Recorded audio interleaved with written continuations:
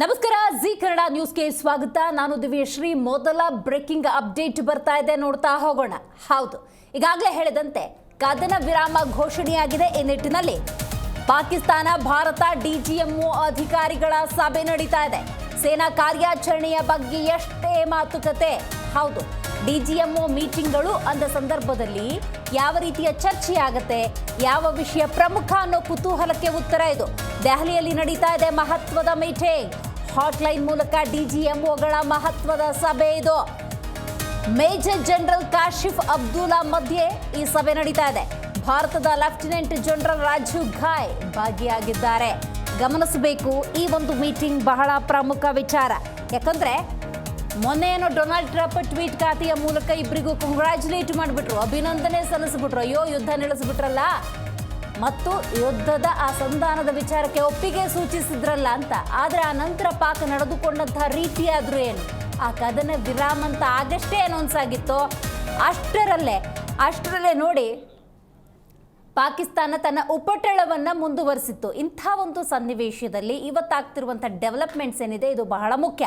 12ನೇ ತಾರೀಕು ಯಾವ ರೀತಿಯ ಮೀಟಿಂಗ್ ನಡೆಯುತ್ತೆ, ಹಾಟ್ಲೈನ್ನ ಡಿಸ್ಕಷನ್, ಯಾವ ಚರ್ಚೆಗೆ ಸಂಬಂಧಪಟ್ಟಂತೆ ಯಾವ ಪ್ರಮುಖ ಅಂಶಗಳನ್ನು ಇಲ್ಲಿ ಉಲ್ಲೇಖ ಮಾಡ್ತಾರೆ.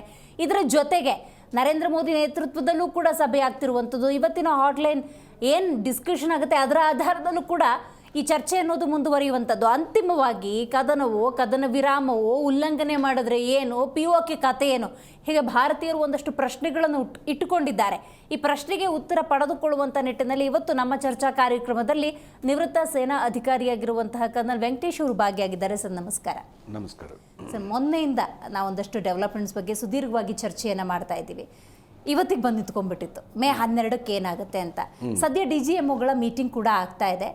ಈ ಮೀಟಿಂಗ್ ಎಷ್ಟು ಸೀಮಿತ ವಿಚಾರಗಳನ್ನಷ್ಟೇ ಚರ್ಚೆ ಮಾಡ್ತಾರೆ ಅಂತ, ಅಂದರೆ ಯಾವ ಪ್ರಮುಖ ವಿಚಾರ ಚರ್ಚೆ ಮಾಡ್ತಾರೆ, ಯಾವ್ದು ಬಿಯಾಂಡ್ ಹೋಗಂಗಿಲ್ಲ ಇಲ್ಲಿ.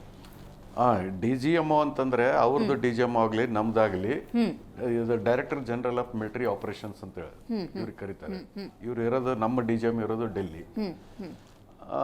ಇದು ಎಲ್ಲ ಎಂಟೈರ್ ಆರ್ಮಿ ಇದು ಏನಪ್ಪ ಅಂದ್ರೆ ಆಪರೇಷನ್ಸ್ ಪ್ಲಾನಿಂಗ್ ಇವ್ರ ಕಡೆ ಇರ್ತದೆ. ಏನು ಆರ್ಡರ್ಸ್ ಹೋಗ್ಬೇಕು, ಏನು ಟಾರ್ಗೆಟು, ಏನು ಏಮು, ಏನು ಅಚೀವ್ ಮಾಡಬೇಕು, ಎಲ್ಲ ಏನಂತಂದರೆ ಇಲ್ಲಿಂದನೇ ಆರ್ಡರ್ಸ್ ಹೋಗ್ತವೆ. ಅದು ಹೋದ ನಂತರ ಪ್ರಾಪರ್ ನಮ್ಮದು ಕಮಾಂಡ್ ಆ್ಯಂಡ್ ಕಂಟ್ರೋಲ್ ಸಿಸ್ಟಮ್ ಇದೆ. ಅದಾದ ನಂತರ command, core head quarter, division head quarter, brigade head quarter, ಆ ಥರ ಥ್ರೂ ಪ್ರಾಪರ್ ಚಾನಲ್ ಡಿಸಿಮಿನೇಟ್ ಆಗ್ತದೆ ಇನ್ಫಾರ್ಮೇಷನ್. ಅದೇ ಚಾನಲ್ದಿಂದ ವಾಪಸ್ ಅಪ್ ಟು ಡಿಜಿಎಂಒದವರೆಗೆ ಬರ್ತದೆ. ನಾವು ಕಮಿಂಗ್ ಟು ಸೀಸ್ ಫೈರ್, ಇದೇನಪ್ಪ ಅಂದ್ರೆ ಸಂದರ್ಭದಲ್ಲಿ ಇಬ್ಬರ ಮಧ್ಯದಲ್ಲಿ ಏನು ಮಾತುಕತೆ ನಡೀತಾ ಇದೆ. ಸೀಸ್ ಫೈರ್ ಅಂದ್ರೆ ಈಗ ಇದೇನು ಕಾನ್ಫ್ಲಿಕ್ಟ್ ಏನಿತ್ತಲ್ಲ, ಇದು ಮುಗಿದು ಹೋಯ್ತು ಅಂತ. ಮುಗೀತು ಅಂದ್ಕೊಳ್ಳೇ ಈಗ ಏನಂತಂದ್ರೆ, ಈಗ ವಾರ್ಲೈಕ್ ಪೋಸ್ಚರ್, ಅಗ್ರೆಸಿವ್ ಪೋಸ್ಚರ್ ಏನಿರ್ತದಲ್ಲ, ಇಂಡಿಯಾ ಸೈಡಿಂದ ಇರ್ಬೋದು, ಪಾಕಿಸ್ತಾನ ಸೈಡಿಂದ ಇರ್ಬೋದು, ಎಲ್ಲಿವರೆಗೆ ಅಗ್ರೆಸಿವ್ ಪೋಸ್ಚರ್ ಡೈಲ್ಯೂಟ್ ಆಗೋದಿಲ್ಲ, ವಾಪಸ್ ಹೋಗೋದಿಲ್ಲ, ಇದಕ್ಕೆ ಅರ್ಥ ಇಲ್ಲ, ಸೀಸ್ ಫೈರ್ಗೆ ಅರ್ಥ ಇಲ್ಲ. ಅಂದ್ರೆ ನೀವು ಅಗ್ರೆಸಿವ್ ಪೋಸ್ಚರ್ದಿಂದ ಮೊದಲಿನ ಏನು ಸ್ಟೇಟೆಡ್ ಪೊಸಿಷನ್ ಇತ್ತಲ್ಲ ಅಲ್ಲಿಗೆ ಹೋಗ್ಬೇಕು ನೀವು. ಇಲ್ಲದಿದ್ರೆ ನೀವು ಥ್ರೆಟ್ ಇಸ್ ಆಲ್ವೇಸ್ ದೇರ್. ಏನಂತಂದ್ರೆ ಯಾವ ಟೈಮ್ದಲ್ಲಿ ಏನಾಗ್ತದೆ. ಈಗ ಫಾರ್ ಎಕ್ಸಾಂಪಲ್ ಈಗ ಬಾರ್ಡರ್ ಲೈನ್, ಇಡೀ ದೇಶ ಭಯದಲ್ಲೇ ಬದುಕಬೇಕು ಅಂದ್ರೆ ಆ ಥರದೊಂದು ಕ್ರಿಯೇಟ್ ಆಗಿಬಿಟ್ರೆ ಒಪ್ಪಂದಕ್ಕೆ ಅಥವಾ ಮಾತುಕತೆಗೆ ಏನು ಬೆಲೆ ಇದೆ ಅಂತ ಸರ್? ಇಲ್ಲ, ಈಗ ಬಾರ್ಡರ್ದಲ್ಲಿ ಯಾವ ಟೈಪ್ ಸಿಚುವೇಶನ್ ಇರಬೇಕು, ನಾರ್ಮಲ್ ಇರ್ತದ, ವಾರ್ ಟೈಮ್ ಬೇರೆ ಇರ್ತದೆ. ನಾರ್ಮಲ್ ಇದರಲ್ಲಿ ರುಟೀನ್ ಡ್ಯೂಟೀಸ್ ಅವ್ರದ್ದು ಮಾಡ್ತದೆ, ನಮ್ಮದು ಮಾಡ್ತದೆ. ವಾರ್ ಟೈಮ್ದಲ್ಲಿ ಮೂವ್ಮೆಂಟ್ ಆಫ್ ಟ್ರೂಪ್ಸ್ ಆಗ್ತದೆ, ಬಿಲ್ಡಪ್ ಆಗ್ತದೆ. ಅವರು ಬಿಲ್ಡಪ್ ಮಾಡ್ತಾರೆ, ನಾವು ಬಿಲ್ಡಪ್ ಮಾಡ್ತೀವಿ. ಈಗ ಸೀಸ್ ಫೈರ್ದ ಉದ್ದೇಶ ಏನಪ್ಪ ಅಂದ್ರೆ, ಈ ಟ್ರೂಪ್ಸನ್ನು ಏನಪ್ಪ ಅಂದ್ರೆ ವಿಡ್ರಾಲ್ ಮಾಡ್ಬೇಕು, ಅಲ್ಲಿಂದ ವಿಡ್ರಾ ಮಾಡಬೇಕು. ಅವರು ಹಿಂದೆ ತೆಗಿಬೇಕು, ನಾವು ಹಿಂದೆ ತೆಗಿಬೇಕು. ಸೊ ಆ ಟೈಪು ಏನಂತಂದ್ರೆ ಅಂಡರ್ಸ್ಟ್ಯಾಂಡಿಂಗ್ ಇರ್ತದೆ. ಇದು ನೀವು ಏನಂತಂದ್ರೆ ಯು ಗೋ ಬ್ಯಾಕ್, ಏನಪ್ಪ ಅಂದ್ರೆ ಫಸ್ಟ್ ಡೇ ನೀವು ಅಟ್ಲೀಸ್ಟ್ ಒಂದು 50 ಕಿಲೋಮೀಟರ್ಸ್ ನೀವು ಹಿಂದೆ ಹೋಗ್ರಿ ಅಂತ. ಇಲ್ಲ, ಅದು ಆಗಲೇಬೇಕು. ಅದು ಎಲ್ಲಿವರೆಗೆ ಈ ಫೋರ್ಸ್ ಬಾರ್ಡರ್ದಲ್ಲಿ ಈ ಒಂದು ಪೋಸ್ಚರ್ದಲ್ಲಿ ಕುಂತಿದಾರಲ್ಲ, ಅದು ವಾಪಸ್ ಬರಲಿಲ್ಲ ಅಂದ್ರೆ ಇದು ಸೀಸ್ ಫೈರ್ಗೆ ಏನಪ್ಪ ಅಂದ್ರೆ ಅರ್ಥನೇ ಇಲ್ಲ. ಅಂದ್ರೆ ಈಗ ಮೊನ್ನೆ ಅನೌನ್ಸ್ ಮಾಡ್ಬಿಟ್ರಪ್ಪ, ಕದನ ವಿರಾಮ ಆಗಬೇಕು ಅಂತ ಹೇಳಿ. ಬಟ್ ಆ ಕಡೆಯಿಂದ ಮೂವ್ಮೆಂಟ್ ಸ್ಟಾರ್ಟ್ ಆಗೇ ಬಿಡ್ತು. ಅಂಡ್ ಅವರು ಅದನ್ನ ಉಲ್ಲಂಘನೆ ಮಾಡ್ದಂಗೆ ಆಯ್ತಲ್ಲ ಪಾಕಿಸ್ತಾನದ ಕಡೆಯಿಂದ ಒಂದು ಅವರ್ ಆಗಿಲ್ಲ ಅಷ್ಟರಲ್ಲೇ ಮೂವ್ಮೆಂಟ್ ಸ್ಟಾರ್ಟ್ ಮಾಡಿದ್ರು ಅನ್ನೋದಾದ್ರೆ ಫಸ್ಟ್ ಡೇ ಅದು ಉಲ್ಲಂಘನೆ ಆಗಿದೆ, ಬಟ್ ನಿನ್ನೆ ಏನಾಗಿಲ್ಲ. ಅಂದರೆ ಇದು ನಾನು ಉತ್ತರ ಕೊಡೋಕ್ಕಾಗೋದಿಲ್ಲ ಯಾಕೆ ಉಲ್ಲಂಘನೆ ಮಾಡಿದರು, ಯಾರು ಉಲ್ಲಂಘನೆ ಮಾಡಿದರು, ಅದರಿಂದ ಏನು ಉದ್ದೇಶ ಇತ್ತು. ಉಲ್ಲಂಘನೆ ಅಂತ ಆಗಿದೆ, ಬಟ್ ಅದಾದ ನಂತರ ಸ್ಟಾಪ್ನೂ ಆಗಿದೆ. ಉಲ್ಲಂಘನೆ ಅಂದರೆ ಇದು ಅಟ್ಯಾಕ್ನ ಆಗಿದೆ. ಹೌದು, ಅಟ್ಯಾಕ್ನ ಆಗಿದೆ, but it is taken as a ceasefire violation. ಹೌದು, ಇವತ್ತು ಅದನ್ನೇ ಹೈಲೈಟ್ ಮಾಡ್ತಾರಲ್ವಾ ಈಗ ಭಾರತದವರು. ಇದನ್ನೆಲ್ಲ ದಿಸ್ ವಿಲ್ ಕಮ್ ಟು ಏನಪ್ಪ ಅಂದ್ರೆ ಎಫೆಕ್ಟ್. ಅಲ್ಲಿ ಅವತ್ತು ಮೊನ್ನೆ ಡಿಸೈಡ್ ಮಾಡಿದ್ದು ಏನಪ್ಪ ಅಂದ್ರೆ 5 o'clock ಸೀಸ್ ಫೈರ್ ಅಂದ್ರೆ 5 o'clock ಆದ ನಂತರ ಏನು ಗೋಲಿಬಾರಿ ಆಗಬಾರ್ದಾಗಿತ್ತು. ಬಟ್ ಅವ್ರದ್ದು ಮೂಮೆಂಟ್, ಅವ್ರದ್ದು ಅಗ್ರೆಸಿವ್, ಅವ್ರದ್ದು ಏನೋ ಮುಂದುವರೆದಿತ್ತು. ಮುಂದುವರೆದ ನಂತರ ಈಗ ಒಂದು ಮೀನಿಂಗ್, ಸೀಸ್ ಫೈರ್ಗೆ ಮೀನಿಂಗ್ ಏನು ಸಿಕ್ತಂದ್ರೆ ಅಂದ್ರೆ ನೆಕ್ಸ್ಟ್ ಡೇ ಅಂದ್ರೆ ನಿನ್ನೆ ಏನು ಆ್ಯಕ್ಷನ್ ಆಗಿಲ್ಲ, ಇಲ್ಲಿಂದ ಏನು ಅಗ್ರೆಸಿವ್ ಆ್ಯಕ್ಷನ್ ಇಲ್ಲ, ಅಲ್ಲಿಂದನೂ ಏನಿಲ್ಲ. So that was the first day of the seize fire. So ಇದೇ ಥರ ಏನಂತಂದರೆ ಫೈರನ್ ಆಗಬಾರ್ದು, ಮತ್ತು ಆಮೇಲೆ ಅಂದರೆ ಡಿ-ಎಸ್ಕಲೇಷನ್ ಅಂತಂದರೆ ಟ್ರೂಪ್ಸ್ ಅದೆಲ್ಲ ವಾಪಸ್ ಹೊರಬೇಕು. That is ultimate. ಏನಂತಂದರೆ ಆ್ಯಸ್ ಯೂಶುವಲ್ ಮೊದಲು ಏನಪ್ಪ ಅಂದರೆ ಪ್ರೀ ವಾರ್ ಸಿಚುವೇಶನ್ದಲ್ಲಿ ಏನು ಲೊಕೇಶನ್ದಲ್ಲಿ ಇದ್ರಲ್ಲ ಅಲ್ಲಿ ಏನಂತಂದರೆ ಈಗ ಫಾರ್ ಎಕ್ಸಾಂಪಲ್ ಒಂದು 10,000 ಸೈನಿಕರದ್ದು ಒಂದು ಡಿವಿಷನ್ ಮೂವ್ಮೆಂಟ್ ಆಗಿರ್ತಂತ ಡಿವಿಷನ್ ಅಂತ. ಅದು suppose for example place A ದಿಂದ ಬಾರ್ಡರ್ಗೆ ಹೋಗಿರ್ತದೆ, ಮೂಮೆಂಟ್ ಆಗಿರ್ತಂತ. ಈಗ ಅಲ್ಲೇ ಇರೋದಿಲ್ಲ ಅವ್ರು ಏನು ಇನ್ಸಿಸ್ಟ್ ಮಾಡ್ತಾರಂತಂದ್ರೆ ಪಾಕಿಸ್ತಾನದವರು ಈ ಡಿವಿಷನನ್ನು ವಾಪಸ್ ಕಳಿಸ್ರಿ. ವಾಪಸ್ ಕಳಿಸ್ರಿ ಅಂದ್ರೆ ಈ ಒಂದು 1000 ಕಿಲೋಮೀಟರ್ ದೂರ ಹೋಗಿರ್ಬೋದು, 500 ಕಿಲೋಮೀಟರ್ ಮೂಮೆಂಟ್ ಇರೋದು ಎಲ್ಲ ಉದಾಹರಣೆ ಮುಖಾಂತರನೇ ಹೇಳ್ತೇನೆ. ಅದೇ ಥರ ಅವ್ರದ್ದು ಮೂಮೆಂಟ್ ಇರ್ತದೆ. ನಾವೇನು ಮಾಡೋದು ಟ್ಯಾಕ್ಟಿಕ್ಸ್ ಬೋತ್ ಆಲ್ಮೋಸ್ಟ್ ಸೇಮ್ ಇರ್ತದೆ. ಎಕ್ವಿಪ್ಮೆಂಟ್ಸು ಡ್ರಿಲ್ಸ್ ಅಷ್ಟೇ ಡಿಫ್ರೆಂಟ್ ಇರ್ತದೆ. ಅವ್ರಿಗೆ ಅನುಕೂಲ ಆಗಿ ಅವ್ರಿಗೆ ಇರ್ತದೆ, ನಮಗೆ ಅನುಕೂಲ ಆಗಿ ನಮ್ಗೆ ಇರ್ತದೆ. ಅದು ಏನಂತಂದ್ರೆ ಅದು ಹಿಂದಕ್ಕೆ ಹೋಗ್ಬೇಕು. ದೆನ್ ಓನ್ಲಿ ಗೋ ಟು ಬ್ಯಾರಕ್ಸ್ ಅಂತ ಹೇಳ್ತಾರೆ. ಈಗ ಫೀಲ್ಡ್ ಲೈಕ್ ಸಿಚುವೇಶನ್ದಲ್ಲಿ, ಪೀಸ್ ಲೈಕ್ ಸಿಚುವೇಶನ್ದಲ್ಲಿ, ಈಗ ಫಾರ್ ಎಕ್ಸಾಂಪಲ್ ಬೆಂಗಳೂರದಲ್ಲೇ ಒಂದು ಡಿವಿಷನ್ ಇತ್ತಂತಕ್ಕೂ, ವಾರ್ ಲೈಕ್ ಸಿಚುವೇಶನ್ದಾಗ ಅವ್ರು ಇಲ್ಲಿ ಬೆಂಗಳೂರದಲ್ಲಿ ಕೂಡಕ್ಕಾಗೋದಿಲ್ಲ. ಅವರು ಮೂವ್ಮೆಂಟ್ ಮಾಡಿ ಬಾರ್ಡರ್ ತಮ್ಮ ಏರಿಯಾ ಆಫ್ ಆಪರೇಷನ್ಸ್ ಏನಿರ್ತದಲ್ಲ ಅಲ್ಲಿವರೆಗೆ ಹೋಗಿರ್ತಾರೆ. ಹೋದ್ಕೊಳ್ಳೆ ಇನ್ ಎ ಟೈಮ್ ಫ್ರೇಮ್ ಇದನ್ನ ಏನಪ್ಪ ಅಂದ್ರೆ ಡಿ-ಎಸ್ಕಲೇಟ್ ಮಾಡಿ ಇದನ್ನ ಏನಪ್ಪ ಅಂದ್ರೆ ವಾಪಸ್ ಹೋಗ್ಬೇಕು. ದೆನ್ ಓನ್ಲಿ ಏನಪ್ಪ ಅಂದ್ರೆ ಮುಂದೆ ಏನು ಘರ್ಷಣೆ ಆಗೋದಿಲ್ಲ, ಮುಂದೆ ಎಸ್ಕಲೇಟ್ ಆಗೋದಿಲ್ಲ. ಸಡನ್ಲಿ ನಾವು ಇದು ಕೆಲವೊಮ್ಮೆ ಧೋಕಾನೂ ಕೊಡ್ತಾರೆ. ಸುಮ್ಮನೆ ಪಾಕಿಸ್ತಾನಿಗೆ ಏನಂತಂದ್ರೆ ನಾವು ಮೂವ್ಮೆಂಟ್ ಸ್ಟಾರ್ಟ್ ಮಾಡಿ ನೋಡುತ್ತೆ, ಹೋಗಿ ಹೈಡ್ ಮಾಡ್ಕೊಂಡು ಸಡನ್ಲಿ ಬರೋ ಚಾನ್ಸಸ್ ಇರ್ತದೆ. ಬಟ್ ಅವೆಲ್ಲ ಗೊತ್ತಾಗ್ತಾವೆ, ಮೂಮೆಂಟ್ ಗೊತ್ತಾಗ್ತದೆ. ಆಮೇಲೆ ಇದೇ ವೈಲೇಷನ್ಸ್ ಈಗ DGMO ಕಂಟಿನ್ಯೂಸ್ ಟಾಕ್ದಲ್ಲಿ ಇರಬೇಕಂದ್ರೆ ಯು ಟೋಲ್ಡ್ ಎಕ್ಸಾಂಪಲ್ ಹೇಳ್ಬೇಕಂದ್ರೆ ನೀವು 50 ಕಿಲೋಮೀಟರ್ ಹಿಂದೆ ಹೋಗ್ಬೇಕಂತ ನಾವು ಹೇಳಿದ್ವಿ, but you are not moved. Second day ಅಲ್ಲೇ ಇದ್ದೀರಾ ನೀವು. ಸೊ ಆ ಟೈಪು DGMOದ ಮಧ್ಯದಲ್ಲಿ ಮಾತಾಡ್ಬೇಕಾದ್ರೆ ಇವೆಲ್ಲ ಚರ್ಚೆಗಳು ಆಗ್ತವ. ಇಲ್ಲ, DGM ಬರೀ ಟಾಕ್ಸ್ ನಡೆದಿವೆ. ಈಗ ನೆಕ್ಸ್ಟ್ ಏನಪ್ಪ ಅಂದ್ರೆ ಈಗ ಸೀಸ್ ಫೈರ್ ಇಂಪ್ಲಿಮೆಂಟ್ ಹೆಂಗೆ ಮಾಡಬೇಕು. ಇಂಪ್ಲಿಮೆಂಟ್ ಹೆಂಗೆ ಮಾಡ್ಬೇಕಂದ್ರೆ ಈಗ ಒಂದು ನಿಮ್ಮಲ್ಲಿ ಒಂದು ಫೈರ್ ಮಾಡ್ತಕ್ಕಂಥ ಒಂದು ಮಿಸೈಲ್ ಇರ್ತದೆ, ಅದನ್ನು ಪ್ಲೇಸ್ ಮಾಡಿರ್ತಾರೆ.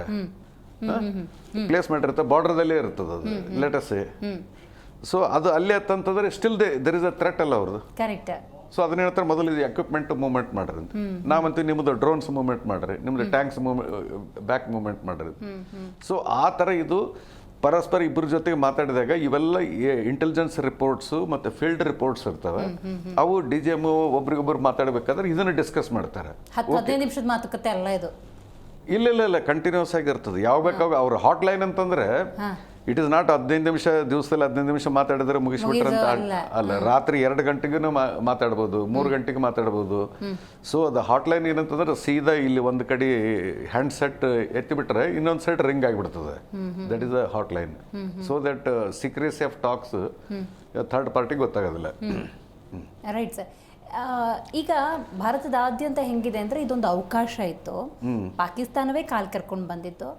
ಆಗಿರುವಂತಹ ನಿರಂತರ ಅನ್ಯಾಯಕ್ಕೆ ಸರಿಯಾದಂಥ ಉತ್ತರವನ್ನ ಈ ಮೂಲಕ ಕೊಡ್ಬೋದಾಗಿತ್ತು ಅಂತ ಹೇಳಿ, ಕಡೆ ಪಕ್ಷ POKನಾದ್ರೂ ಪಡ್ಕೋಬೇಕು, ಪಾಕ್ ಆಕ್ಯುಪೈಡ್ ಕಾಶ್ಮೀರ ಅಂತ ಹೇಳಿ DGMOಗಳು ಮಾತುಕತೆ ನಡೆಸ್ತಾರೆ. ಸದ್ಯದ ಸೇನಾ ಕಾರ್ಯಾಚರಣೆ ಬಗ್ಗೆ ಡಿಸ್ಕಸ್ ಮಾಡ್ತಾರೆ. ಅಲ್ಲಿಗಷ್ಟೇ ಲಿಮಿಟ್ ಆಗಿರುತ್ತಾ ಅಥವಾ POK ಬಗ್ಗೆನೂ ಡಿಸ್ಕಸ್ ಮಾಡೋದಕ್ಕೆ ಅವ್ರ ವ್ಯಾಪ್ತಿಯಲ್ಲಿ ಬರುತ್ತಾ, ಅದು ಹೈಯರ್ ಅಥಾರಿಟೀಸ್ಗೆ ಹೋಗುತ್ತಾ? ಇಲ್ಲ, ಈಗ ಟರ್ಮ್ಸ್ ಅಂಡ್ ಕಂಡೀಷನ್ಸ್ ಸೆಟ್ ಆಗ್ತಾವ. ಈಗ ಸೀಸ್ ಫೈರ್ ಏನಂತಂದ್ರೆ it is the first step. First step ಅಂದರೆ ಈಗ ನೋಡಿ ಯುಕ್ರೇನ್ ರಷ್ಯಾ ಮಧ್ಯದಲ್ಲಿ ಹೇಳ್ತಾರೆ ಒಂದು 10 days ಸೀಸ್ ಫೈರ್ ಮಾಡೋಣ ಅಂತ ಮ್ಯೂಚುವಲ್ ಅಗ್ರಿಮೆಂಟ್ ಇರ್ತದೆ. ಸೊ 10 days ಇವರು ಅಟ್ಯಾಕ್ ಮಾಡೋದಿಲ್ಲ, ಅವರು ಅಟ್ಯಾಕ್ ಮಾಡೋದಿಲ್ಲ. ಬಟ್ ಅದಾದ ನಂತರ ಮತ್ತೆ ಸ್ಟಾರ್ಟ್ ಆಗ್ತದೆ. ಪೀರಿಯಡ್ ಏನಪ್ಪ ಅಂದರೆ ಎಲಾಪ್ಸ್ ಆಯ್ತಂದ್ರೆ then we are back to cease ಫೈರ್ದು ಪೀರಿಯಡ್ ಏನಿರ್ತದೆ ಅಲ್ಲಿ ಮುಗಿದು ಬಿಡ್ತದೆ ಅದು. ಆ ಟೈಪ್ ಈ ಸೀಸ್ ಫೈರ್ದಲ್ಲಿ ನಾವು ಪರ್ಮನೆಂಟ್ಲಿ ಕಾನ್ಫ್ಲಿಕ್ಟ್ ಝೋನ್ದಿಂದ ಹೊರಗೆ ಹೋಗ್ಬೇಕು, ಯುದ್ಧದ ವಾತಾವರಣದಿಂದ ಹೊರಗೆ ಹೋಗ್ಬೇಕು. ನಾವು ಹೊರಗೆ ಹೋಗ್ಲಿಕ್ಕೆ ಈ ಕಂಡೀಷನ್ಸ್ ನಾವು ಇಡ್ತು ಅಂತ ತಿಳ್ಕೊಂಡು ಇಂಡಿಯಾ ಕಂಡೀಷನ್ಸ್ ಇಡ್ತದೆ, ಅವ್ರನ್ನು ಪಾಕಿಸ್ತಾನದವ್ರನ್ನ ಕಂಡೀಷನ್ಸ್ ಇಡ್ತಾರೆ. ಸೊ ಅದನ್ನೆಲ್ಲ ಏನಂತಂದ್ರೆ ಇದು discussion, number of meetings, number of talks, ಇದೆಲ್ಲ ಏನಂತಂದ್ರೆ ಫ್ಲಾಗ್ ಮೀಟಿಂಗ್ಸ್ನ ಆಗ್ತವೆ. ಪರ್ಸನಲಿ ಬೆಟ್ ಆಗೋದನ್ನು ಇರ್ತದೆ ಒಂದು ಕೆಲವೊಂದು ಡೆಸಿಗ್ನೇಟೆಡ್ ಪ್ಲೇಸ್. ಸೊ ಒಂದು ಬ್ರೇಕಿಂಗ್ ಅಪ್ಡೇಟ್ ಇದೆ, ತಗೊಂಡ್ಬಿಡ್ತೀನಿ. ಭಾರತ ಪಾಕ್ DGMಗಳ ಸಭೆ ವಿಳಂಬವಾಗ್ತಾ ಇದೆ. ಸಂಜೆ 5 ಗಂಟೆಗೆ ನಡೆಯುತ್ತೆ ಸಭೆ ಅನ್ನುವಂಥ ಮಾಹಿತಿ ಲಭ್ಯವಾಗ್ತಾ ಇದೆ. 12 ಗಂಟೆಗೆ ನಡೀಬೇಕಿದ್ದಂತಹ ಸಭೆ ಅದು, ಆದರೆ ನಡೆದಿಲ್ಲ ಆ ಸಭೆ. 5 ಗಂಟೆಗೆ ನಿಗದಿಯಾಗಿದೆ ಆ ಸಭೆ. ನೋಡಿ, ಹಾಟ್ಲೈನ್ಗಳ ಮೂಲಕ ಭಾರತ ಮತ್ತು ಪಾಕ್ DGMಗಳ ಸಭೆ ನಡಿಬೇಕಾಗಿತ್ತು. ಆಗಲೇ ನಾವು ಹೇಳ್ತಾ ಇದ್ವಿ, ಪಾಕಿಸ್ತಾನ ಮತ್ತು ಭಾರತದ ಕಾಲಮಾನ 11:50, 12:20 ಅಂತನೋ ಅದು ವಿಳಂಬ ಆಗಿದೆ. ಸಂಜೆ 5 ಗಂಟೆಗೆ ನಡೆಯುತ್ತೆ ಆ ಸಭೆ. ಹಾಗಾಗಿ ಆ ಸಭೆಯಲ್ಲಿ ಏನೆಲ್ಲ ಚರ್ಚೆ ಆಗುತ್ತೆ ಅನ್ನೋದು ಸದ್ಯದ ಪ್ರಶ್ನೆ. ನಾನಾಗಲೇ ಬಹಳ ಪ್ರಮುಖ ವಿಚಾರಗಳನ್ನು ಚರ್ಚೆ ಮಾಡ್ತಿದ್ವಿ. ಯಾಕಂದರೆ ಭಾರತದಾದ್ಯಂತ ಅಂತ ಸಂದರ್ಭದಲ್ಲಿ ನೋಡಿ ಒಂದು ಆಕ್ರೋಶ ಅನ್ನೋದು ಹೆಚ್ಚಾಗಿದೆ. ಕಡೆ ಪಕ್ಷ ಪಾಕ್ ಆಕ್ಯುಪೈಡ್ ಕಾಶ್ಮೀರ ಏನಿದೆ ಅದನ್ನು ಪಡೆದುಕೊಳ್ಳುವಂಥ ನಿಟ್ಟಿನಲ್ಲಿ ದೊಡ್ಡ ಮಟ್ಟದ ಚರ್ಚೆಗಳಾಗಬೇಕು ಅಂತ. ಸದ್ಯಕ್ಕೆ ನೋಡಿ, ಡೊನಾಲ್ಡ್ ಟ್ರಂಪ್ ಅವತ್ತು ಟ್ವೀಟ್ ಖಾತೆಯ ಮೂಲಕ ಅನೌನ್ಸ್ ಮಾಡಿಬಿಟ್ರು, ಅವರ ಮಧ್ಯಸ್ಥಿಕೆ ಅನ್ನೋದು ಬಂತು. ನಂತರ ನರೇಂದ್ರ ಮೋದಿಯವರು ಕೂಡ ಭಾರತದ ಜನಸಾಮಾನ್ಯರನ್ನು ಉದ್ದೇಶಿಸಿ ಮಾತನಾಡಿದ್ರು, ಯಾರ ಮಧ್ಯಸ್ಥಿಕೆಯ ಅನಿವಾರ್ಯತೆ ಅನ್ನೋದಿಲ್ಲ, ಅದು ಭಯೋತ್ಪಾದನಾ ವಿಷಯ ಅಂತ ಬಂದ ಸಂದರ್ಭದಲ್ಲಿ ಯುದ್ಧ ಅಂತ ನಾವು ಪರಿಗಣನೆಗೆ ತೆಗೆದುಕೊಳ್ಬೇಕಾಗತ್ತೆ ಅಂತ. ಇಂಥ ಪೊಲಿಟಿಕಲಿ ಇರ್ಬೋದು, ಆರ್ಮಿ ವಿಚಾರದಲ್ಲಿರ್ಬೋದು, ಮತ್ತು ಭಾರತದ ಜನತೆಯ ವಿಷಯದಲ್ಲಿ ಸಿಕ್ಕಾಬಿಟ್ಟೆ ಡೆವಲಪ್ಮೆಂಟ್ಸ್ ಅನ್ನೋದು ಆಗ್ತಾ ಇದೆ. ನಾವಿಲ್ಲಿ ಹಂತ ಹಂತವಾಗಿ ಬಹಳ ಎಚ್ಚರಿಕೆಯ ಸ್ಪಷ್ಟ ಹೆಜ್ಜೆಗಳನ್ನು ಇಡಬೇಕಾಗತ್ತೆ. ನೋಡಿ ವೆಂಕಟೇಶ್ ಸರ್, ನೀವಾಗಲೇ ನಾವು ಮಾತಾಡ್ತಾ ಇದ್ವಿ ನೋಡಿ, ಈಗ ಅದು ಕೂಡ ಪೋಸ್ಟ್ಪೋನ್ ಆಗೋಗಿದೆ ಮೀಟಿಂಗ್. ಈಗ 12 ಗಂಟೆಗೆ ನಡಿಬೇಕಾಗಿತ್ತು, ಅದು 5 ಗಂಟೆಗೆ ಅಂದರೆ ಏನು ಇಂಡಿಕೇಶನ್ ಇದು ಅಂತ? ಇಂಡಿಕೇಶನ್ ಅಂದರೆ ಯಾರಾದ್ರೊಬ್ಬರು ಟೈಮ್ ಬೈ ಮಾಡ್ತಿರ್ತಾರೆ. ಅಂದ್ರೆ ಅದು ಅವ್ರಿಗೆ ಸೇಫ್ಟಿ ಟೈಮ್ ಅಂತನಾ, ಅವ್ರ ಪ್ಲಾನಿಂಗ್ ಟೈಮ್ ಅಂತನಾ? ಪ್ಲಾನಿಂಗ್ ಟೈಮ್ ಅಂತ, ಪ್ಲಾನಿಂಗ್ ಟೈಮ್ ಇರ್ಬೋದು. ಅಥವಾ ಈಗ DGM ಫೋನ್ದಲ್ಲಿ ಏನು ಮಾತಾಡಿದ್ದಾರಲ್ಲ, ಫೋನ್ದಲ್ಲಿ ಮಾತಾಡಿದ ನಂತರ ದೆನ್ ಇಮಿಡಿಯೇಟ್ಲಿ ಏನಂತಂದ್ರೆ ಅದರಲ್ಲಿ ಏನಾದರೂ ಒಂದು ಮತ್ತೆ ಪೊಲಿಟಿಕಲ್ ಲೀಡರ್ಶಿಪ್ ಜೊತೆಗೆ ಡಿಸ್ಕಸ್ ಮಾಡ್ಬೇಕಲ್ಲ ಅದನ್ನ, ಏನೋ ನೆಕ್ಸ್ಟ್ ಡಿಸಿಷನ್ ತಗೋಬೇಕು. ಡಿಸಿಷನ್ ತಗೋಬೇಕಾದ್ರೆ ಇಮಿಡಿಯೇಟ್ಲಿ ಅವರು ಡಿಸೈಡ್ ಮಾಡೋಂಗಿಲ್ಲ. ಅದನ್ನ ಬಂದು ಈ ಥರ ನಮ್ಮಿಬ್ಬರ ಮಧ್ಯದಲ್ಲಿ ಮಾತಾಗಿದೆ ಟೆಲಿಫೋನ್ದಲ್ಲಿ, ಸೊ ವಾಟ್ ನೆಕ್ಸ್ಟ್ ಏನಂತಂದ್ರೆ ಇದು ಅಂತಕ್ಕೊಂದು ನಾವು ಉದಾಹರಣೆ ಮುಖಾಂತರನೇ ಹೇಳ್ತಾ ಇದ್ದೀನಿ. ಅವ್ರು ಈ ಟೈಮ್ ತಗೊಂಡಿದ್ದಾರೆ ಈ ಟೈಮ್ ತಗೊಂಡಿದ್ದಾರೆ ಅಂದ್ರೆ ದೇ ಆರ್ ಬೈಯಿಂಗ್ ಟೈಮ್, ಸ್ವಲ್ಪ ಡೆಲಿಬ್ರೇಟ್ ಮಾಡೋದಕ್ಕೆ. This is common. ಇದೇನು ಡೆಸಿಗ್ನೇಟೆಡ್ ಒಂದು ಸಲ ಟೈಮ್ ಫಿಕ್ಸ್ ಆಯ್ತು ಅಂದ್ರೆ ಇದೇ ಟೈಮ್ಗೆ ಆಗ್ಬೇಕಂತ ಏನು ನೆಸೆಸಿಟಿ ಇಲ್ಲ. Delay factor. ಈಗ ನಾವು ಹಂತ ಹಂತವಾಗಿ ನೋಡ್ತಾ ಹೋಗೋದಾದ್ರೆ, ಭಾರತ ಮತ್ತು ಪಾಕ್ ಅನ್ನುವಂತಹ ಸಮಸ್ಯೆ ಏನಿದೆ ಅದು ನಿನ್ನೆ ಮೊನ್ನೆ ಆರಂಭ ಆಗಿಲ್ಲ, ಹಲವಾರು ವರ್ಷಗಳಿಂದ ಇರುವಂಥದ್ದು. ಈಗ ಅಮೇರಿಕಾದ ಮಧ್ಯಸ್ಥಿಕೆ ಅವಶ್ಯಕತೆ ಅನ್ನೋದಿತ್ತ, ಇನ್ನು ಭಾರತ ಇನ್ನೂ ಘೋಷಣೆ ಮಾಡಿಲ್ಲ, ಅಷ್ಟರಲ್ಲೇ ಡೊನಾಲ್ಡ್ ಟ್ರಂಪ್ ಅವ್ರು ಬಂದ್ಬಿಟ್ಟು ಅನೌನ್ಸ್ ಮಾಡಿದ್ರು ಅಂದರೆ ನಾವು ಇದನ್ನು ಹೆಂಗೆ ತಗೋಬೇಕು ಅಂತ? ಹೆಂಗೆ ತಗೋಬೇಕಂದ್ರೆ ಇದು ಒಂದು ವೀಕ್ನೆಸ್ ತೋರಿಸ್ದಂಗೆ ಆಗ್ತದೆ ಇದು. ಯಾಕಂದರೆ ಶಿಮ್ಲಾ ಅಗ್ರಿಮೆಂಟ್ ಪ್ರಕಾರ ನಮ್ಮಿಬ್ಬರ ಮಧ್ಯದಲ್ಲಿ ಅಂದರೆ ಅವರು ಶಿಮ್ಲಾ ಅಗ್ರಿಮೆಂಟ್ ನಾವು ಡ್ರಾಪ್ ಮಾಡಿದ್ದಾರೆ ಅಂದರೆ ಥರ್ಡ್ ಪಾರ್ಟಿ, ಫೋರ್ತ್ ಪಾರ್ಟಿ ಅದೆಲ್ಲ ಬರ್ಬೋದು, ಅವ್ರು ಇನ್ವೈಟ್ ಮಾಡ್ತಾರೆ. ಟೀಕೆ. ನಮ್ದು ಏನಂತಂದ್ರೆ ನಾವೇನು ಶಿಮ್ಲಾ ಅಗ್ರಿಮೆಂಟ್ ಇಂದ ಹೊರಗೆ ಹೋಗಿಲ್ಲ, ಶಿಮ್ಲಾ ಅಗ್ರಿಮೆಂಟ್ ಇಂದ ನಾವು ಹೊರಗೆ ಹೋಗಿಲ್ಲ, ಅವ್ರು ಹೊರಗೆ ಹೋಗಿದ್ದಾರೆ, ನಾವು ಹೋಗಿಲ್ಲ. ನಮ್ಮ ಪ್ರಕಾರ ಇಂಟರ್ಫಿಯರೆನ್ಸ್ ಇಲ್ಲ, ಅವ್ರ ಪ್ರಕಾರ ಇದೆ. ಥರ್ಡ್ ಪಾರ್ಟಿ ಇದು ಏನಂತಂದ್ರೆ ಈಗ ಅಮೇರಿಕನ್ ಪ್ರೆಸಿಡೆಂಟ್ ಆಯ್ತು, ಅದಾಯ್ತು, ಇದಾಯ್ತು. ಇಲ್ಲಿ ಒಂದು ಪ್ರಶ್ನೆ ಏನು ಬರ್ತದೆ ಅಂತಂದ್ರೆ, ನಿಮ್ಮ ಇವರು ಇಮಿಡಿಯೇಟ್ಲಿ ಯಾಕೆ ಅಗ್ರಿ ಆದರು ಭಾರತದವರು? ಅದು ಒಂದು ಪ್ರಶ್ನೆ ಆಗ್ತದೆ. You should have taken at least okay ceasefire ಮಾಡಬೇಕೋ ಬಿಡಬೇಕು, ಗಿವ್ ಅಸ್ 1 day, ಒಂದು 24 hours ಕೊಡಿ ಅಂತ ಟೀಕ. ಅದು ಕೇಳಬೇಕಾಗಿತ್ತು. ಏನು ನೆಸೆಸಿಟಿ ಇದ್ದಿದ್ದಿಲ್ಲ, 2 ತಾಸಿನಲ್ಲೇ ನೀವು ಮಂಡಿ ಉರ್ದಂಗಾಯ್ತು. ಹಂಗಾರೆ ಏನು ಹೇಳಕ್ಕೆ ಬರೋದಿಲ್ಲ. ಅಲ್ಲಿ ಯಾವ ಕಂಡೀಷನ್ಸ್ದಲ್ಲಿ ಇದು ಎಕ್ಸೆಪ್ಟ್ ಆಗಿದೆ ಇದು ವಿ ಕೆನಾಟ್ ಪ್ರೆಡಿಕ್ಟ್. ಬಟ್ ಎಲ್ಲರದ್ದು ವಿಶ್ಲೇಷಣೆ ಅದು ಇದು ನೋಡಿದರೆ ಸೀಸ್ ಫೈರ್ ನಾವು ಇಷ್ಟು ಬೇಗ ಅಗ್ರಿ ಆಗಬಾರ್ದಾಗಿತ್ತು. ಯಾಕಂದರೆ ನಾವು ಒಂದೇ ದಿವಸದ ಒಂದು 90 ಮಿನಿಟ್ಸ್ ಅಟ್ಯಾಕ್ದಲ್ಲಿ ಅವ್ರದ್ದು 20% ಏರ್ಫೋರ್ಸನ್ನ ಧ್ವಂಸ ಮಾಡಿದ್ದೀವಿ ಒಂದೇ ದಿವಸ. ಸೆಕೆಂಡ್ ಡೇ ನೈಟ್ ಅಟ್ಯಾಕ್ ಏನಾಯ್ತಲ್ಲ, ಅವ್ರದ್ದು 300 ಡ್ರೋನ್ಸ್ ಬಂದಾಗ ರಿಟಾಲಿಟರಿ ಆ್ಯಕ್ಷನ್ ಆಗಿ ಈ ಥರ ಅಪ್ಪರ್ ಹ್ಯಾಂಡ್ ಇದ್ದಾಗ ಯಾವಾಗಲೂ ಸೀಸ್ ಫೈರ್ಗೆ ಹೋಗೋದು ಇಟ್ ಇಸ್ ನಾಟ್ ಅಡ್ವೈಸಬಲ್. ಯಾಕಂದರೆ ಸೀಸ್ ಫೈರ್ಗೆ ಯಾವಾಗ ಹೋಗ್ಬೇಕಂತಂದ್ರೆ ಅವ್ರ ಹತ್ರ ನಿಮ್ಮ ಹತ್ರ ಬಂದು ಬೆಗ್ ಮಾಡ್ತಕ್ಕಂಥ ಪರಿಸ್ಥಿತಿ ಬಂದಾಗ ಬರ್ರಿ ಈಗ ಅಂತ ನೋಡೋಣ. ಈಗ ಅಡ್ವಾಂಟೇಜ್ ಇದ್ದಾಗ ಸೀಸ್ ಫೈರ್ಗೆ ಹೋಗಬಾರ್ದು. ಸರ್, ಈಗ ನಾವು ಡಿಮಾಂಡ್ ಮಾಡೋ ಸ್ಟೇಜಲ್ಲಿ ನಾವಿದ್ದೀವಿ ಅನ್ನೋ ಭಾವನೆ ಭಾರತಕ್ಕೂ ಇರುತ್ತೆ, ಪಾಕಿಸ್ತಾನಕ್ಕೂ ಹಾಗೆ ಇರುತ್ತೆ. ಸೊ ಈಗ POK ವಿಷಯದಲ್ಲಿ ಒಂದು ಸರಿಯಾದ ಡಿಸಿಷನ್ ತಗೊಳ್ಳಿ ಅಥವಾ ಪಾಕಿಸ್ತಾನದಂಗೆ ಇಲ್ದಂಗೆ ಮಾಡಿ, ಈ ಥರದೊಂದು ಜನರ ಅಭಿಪ್ರಾಯ ಅದು. ಅವ್ರು ಯಾರು ಯುದ್ಧಕ್ಕೆ ಹೋಗಲ್ಲ ಬಿಡಿ, ಜನಸಾಮಾನ್ಯರು ಈ ಥರ ಅಭಿಪ್ರಾಯ ಕೊಡೋರು. ಆದರೆ ಪಾಕಿಸ್ತಾನನ ಆಕ್ಯುಪೈ ಮಾಡ್ಕೊಳ್ಳೋ ಅಷ್ಟು ಮುಂದಕ್ಕೆ ಹೊರದ್ರೆ ಅದು ಒಂದು ದೊಡ್ಡ ಹೊರೆನೇ ಭಾರತಕ್ಕೆ. ಆದರೆ ಕಡೆ ಪಕ್ಷ POK ವಿಷಯದಲ್ಲಿ ಒಂದು ನಿರ್ಧಾರ ತಗೊಳ್ಳೋವರೆಗೂ ಕೂಡ ಒಂದು ಹೋಲ್ಡಲ್ಲಿ ಇರಬೇಕಿತ್ತು ಅನ್ನುವಂಥ ಅಭಿಪ್ರಾಯ ಬರ್ತಿರೋದ್ರಿಂದಾಗಿ ಕೂಲಂಕುಷವಾಗಿ ಯೋಚನೆ ಮಾಡಿರಲ್ವಾ? ಸೇನಾ ಮುಖ್ಯಸ್ಥರ ಜೊತೆ ಮಾತುಕತೆಗಳು ನಡೆದಿರೋದಿಲ್ವಾ? ಭಾರತ ಇನ್ನೊಂದು ಸ್ವಲ್ಪ ಹಿಂದಕ್ಕೆ ಹೋಗ್ತಾ ಇದೆಯಾ? ಅಂದರೆ ಹೇಳಬಾರ್ದ ಶಬ್ದಗಳನ್ನ, ಕೈಲಾಗದಂಥ ಸ್ಥಿತಿಯಲ್ಲಿ ಏನಾದರೂ ಭಾರತ ಇದೆಯಾ?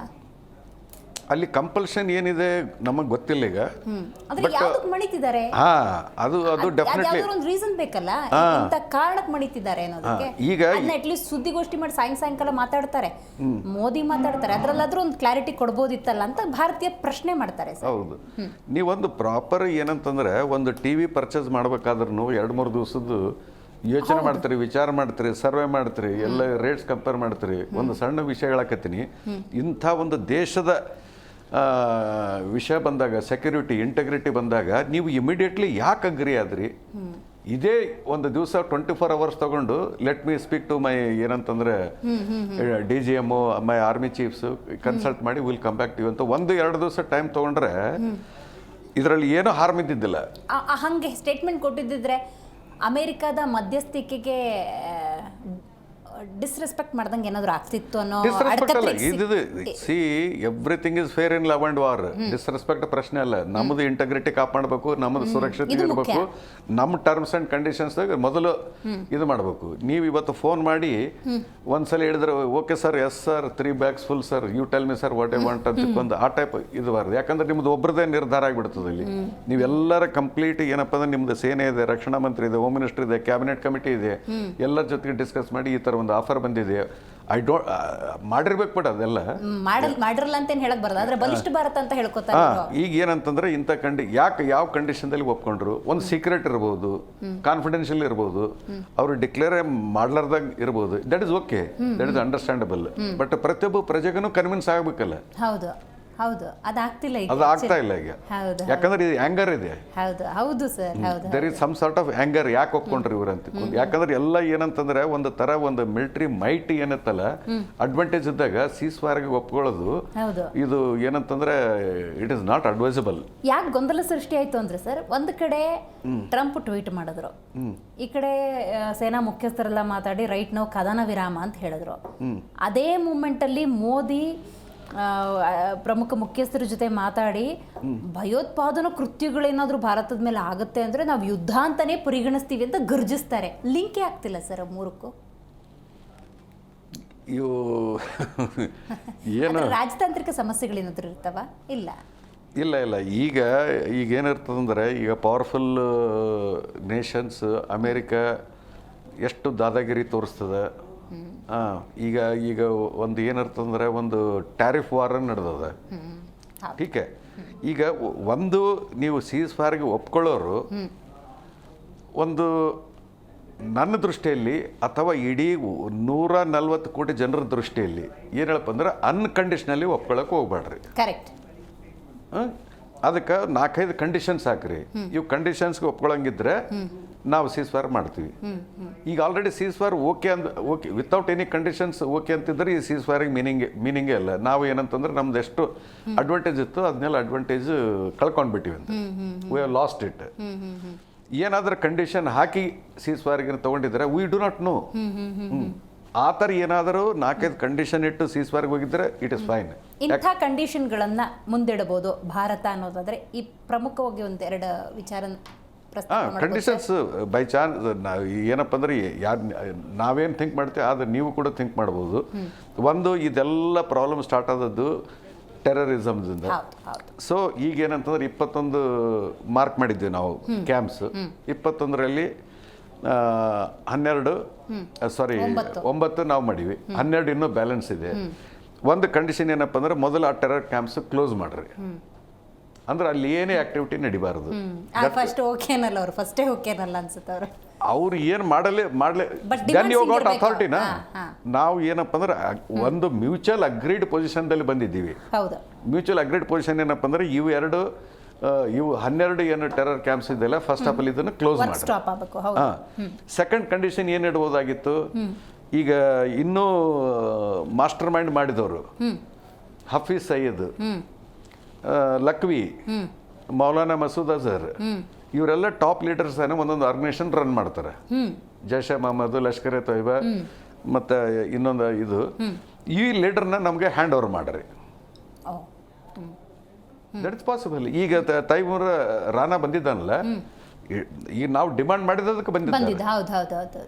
ಯಾಕಂದ್ರೆ ನೀವು ಅವ್ರ ಮೇಲೆ ಆಕ್ಷನ್ ತಗೋರಿ ಅಂತ ಹೇಳ್ಬೋದು, ಬಟ್ ಪಾಕಿಸ್ತಾನ ತಗೊಳ್ಳೋದಿಲ್ಲ. ಅವ್ರು ಫ್ರೀಲಿ ದಿಸ್ ಥಿಂಗ್ ನಮ್ಮ ಕಡೆ ಹ್ಯಾಂಡ್ ಓವರ್ ಮಾಡ್ರಿ, ನಾವು ಇನ್ವೆಸ್ಟಿಗೇಷನ್ ಮಾಡ್ತೀವಿ. ನಾವು ಇನ್ವೆಸ್ಟಿಗೇಷನ್ ಮಾಡಿಸಿ ನೀವು ಏನು ನಿಮ್ದು ಪ್ಲಾನ್ ಏನೇನಿದೆ, ಎಲ್ಲೆಲ್ಲಿ ಟೆರರ್ ಕ್ಯಾಂಪ್ಸ್ ಇದೆ, ಯಾಕೆ ಈ ಥರ ಮಾಡ್ತಾ ಇದ್ರಿ, ಏನೋ ಮಾಡ್ಬೋದು ನಾವು. ನಿಮಗೋದಕ್ಕೂ ಸಂಬಂಧ ಇಲ್ಲ ಅನ್ನೋದ್ರ ಅಗ್ರಿ ಮಾಡಿ. ಸೊ ಇದಕ್ಕೆ ಅಗ್ರಿ ಆಗಿ. ಇನ್ನು ಇದೇನಂತಂದ್ರೆ ಈಗ ಅವ್ರದ್ದು ಇಂಟರ್ನಲ್ ಡಿಸ್ಟರ್ಬೆನ್ಸ್ ಇದೆ. ಯಾವುದು ಬಲೂಚಿಸ್ತಾನ್, ಆಮೇಲೆ ಖೈಬರ್ ಪಖ್ತೂನ್. ನಾವೇನದಕ್ಕೆ ಹೇಳಕ್ಕಾಗೋದಿಲ್ಲ, ಇವರಿಬ್ಬರಿಗೆ ಇಂಡಿಪೆಂಡೆನ್ಸ್ ಕೊಟ್ರ ಅಂತ ತಿಳ್ಕೊಂಡು. But no harm in telling. ಅಥವಾ ಮೂರನೇ ಕಂಡೀಷನ್ ಏನು ಇಡ್ಬೇಕಾಗಿತ್ತಂದ್ರೆ, POK ಟೆಕ್ನಿಕಲಿ ನಮ್ಮ ಇಂಡಿಪೆಂಡೆನ್ಸ್ ಆದಾಗ ಇದು it was a part of India. 1948 aggression ಆಗಿ UN-ಗೆ ಈ ಮ್ಯಾಟರ್ ಓದೋ ಸಲುವಾಗಿ that portion of POK is with Pakistan. So ಇದನ್ನ ಏನಪ್ಪ ಅಂದ್ರೆ ಹ್ಯಾಂಡ್ ಓವರ್ ಮಾಡ್ರಿ, ದೆನ್ ಪೀಸ್ ಪರ್ಸಸ್. ಈ ತರ ಕಂಡೀಷನ್ ಹಾಕಿದ್ರೆ ದೆನ್ ಅವ್ರ ಮೇಲೆ ಪ್ರೆಷರ್ ಇರ್ತಿತ್ತು. ಇಲ್ದಿದ್ರೆ ನಾವು ಕಂಟಿನ್ಯೂ ಮಾಡ್ತೀವಿ. ವಿಲ್ ಕಂಟಿನ್ಯೂ ಅವರ್ ನಮ್ದು ಏನಿರೋದಲ್ಲ, ನೀವು ಬರ್ರಿ ನಾವು ಬರ್ತೀವಿ, ಕಂಟಿನ್ಯೂ ಮಾಡ್ತೀವಿ. ಅಗ್ರೆಸಿವ್ ಪೋಸ್ಚರ್ದಲ್ಲಿ ಇರ್ಬೇಕು. ಈಗ ಉಲ್ಟಾ ಅವರಲ್ಲಿ ಎಕನಾಮಿ ಡೌನ್ ಇದೆ, ಮಿಲಿಟರಿ ಪೊಟೆನ್ಷಿಯಲ್ ಅವ್ರದ್ದು ಏನಪ್ಪ ಅಂದ್ರೆ ಇಷ್ಟು ಕಡಿಮೆ ಆಗಿದೆ 2 ದಿವಸದಲ್ಲಿ. ಇಷ್ಟಾದ್ರೂ ಅಗ್ರೆಸಿವ್ ಪೋಸ್ಚರ್ದಲ್ಲಿ ಅವ್ರಿಗೆ ಮಾಡಕ್ ಬಿಡಬಾರ್ದು. ಈಗ ಏನಪ್ಪ ಅಂದ್ರೆ ಇದು ಬಾರ್ಗೇನ್ ಮಾಡಕ್ ಬಂದ್ರಂದ್ರೆ they should be a weakened enemy. ಒಂದು ವೀಕ್ ಪೊಸಿಷನ್ದಿಂದ ಅವ್ರು ಬರಬೇಕು. ಸ್ಟ್ರಾಂಗ್ ಪೊಸಿಷನ್ದಿಂದ ನಿಮ್ಗೆ ಸೀಸ್ಫೈರ್, ಸ್ಟ್ರಾಂಗ್ ಪೊಸಿಷನ್ ನಿಮ್ಮಲ್ಲಿ ಬಾರ್ಗೇನಿಗೆ ಬಂದ್ರೆ ಅಷ್ಟು ಸೊಕ್ಕ ಇನ್ನೂ ಇರ್ತದೆ. ಅದು ಸ್ವಲ್ಪ ಮಟ್ಟಿಗೆ ಅವ್ರದ್ದು ಏನಪ್ಪ ಅಂತಂದ್ರೆ ಇದು ಇರ್ತದೆ. ಆಮೇಲೆ ಏನಪ್ಪ ಅಂದ್ರೆ ಸ್ಟ್ರಾಟಜಿಕ್ ಬ್ಲಂಡರ್ ಇರ್ಬೋದು ಸೀಸ್ ಫೈರ್. ನಾವು ಸೀಸ್ ಫೈರ್ 2 ದಿವಸ ತನಕ ನಾವು ಟೈಮ್ ಕೊಟ್ಟು ಅವ್ರು ರಿಆರ್ಗನೈಸ್ ಮಾಡ್ಕೊಂಡ್ರೆ. ಸರ್ ಅಲ್ಲಿಗೆ ಬರ್ತಾ ಇದ್ದೆ ನಾನೀಗ. ಈ ಟೈಮ್ ಪೀರಿಯಡ್ ಏನಿದೆ, ಈಗ ಆಫ್ರಿಕನ್ ಫ್ಲೈಟ್ಸ್ ಮೂವ್ಮೆಂಟು ಅಥವಾ ಏನೋ ಸಮಥಿಂಗ್ ಈಸ್ ಗೋಯಿಂಗ್ ಅನ್ನೋ ಸಸ್ಪಿಷಿಯಸ್ ಡೆವಲಪ್ಮೆಂಟು ಪಾಕಿಸ್ತಾನದಲ್ಲಿ ಆಗ್ತಿದೆ ಅಂತ ಹೇಳಿದ್ರೆ ದೇ ಆರ್ ಪ್ರಿಪೇರಿಂಗ್ ಅಂತ ನಾವು ಗೆಸ್ ವರ್ಕ್ ಮಾಡ್ಬೋದಲ್ಲ? 100% ಗೆಸ್ ಮಾಡೋದಲ್ಲ, ಕನ್ಫರ್ಮ್.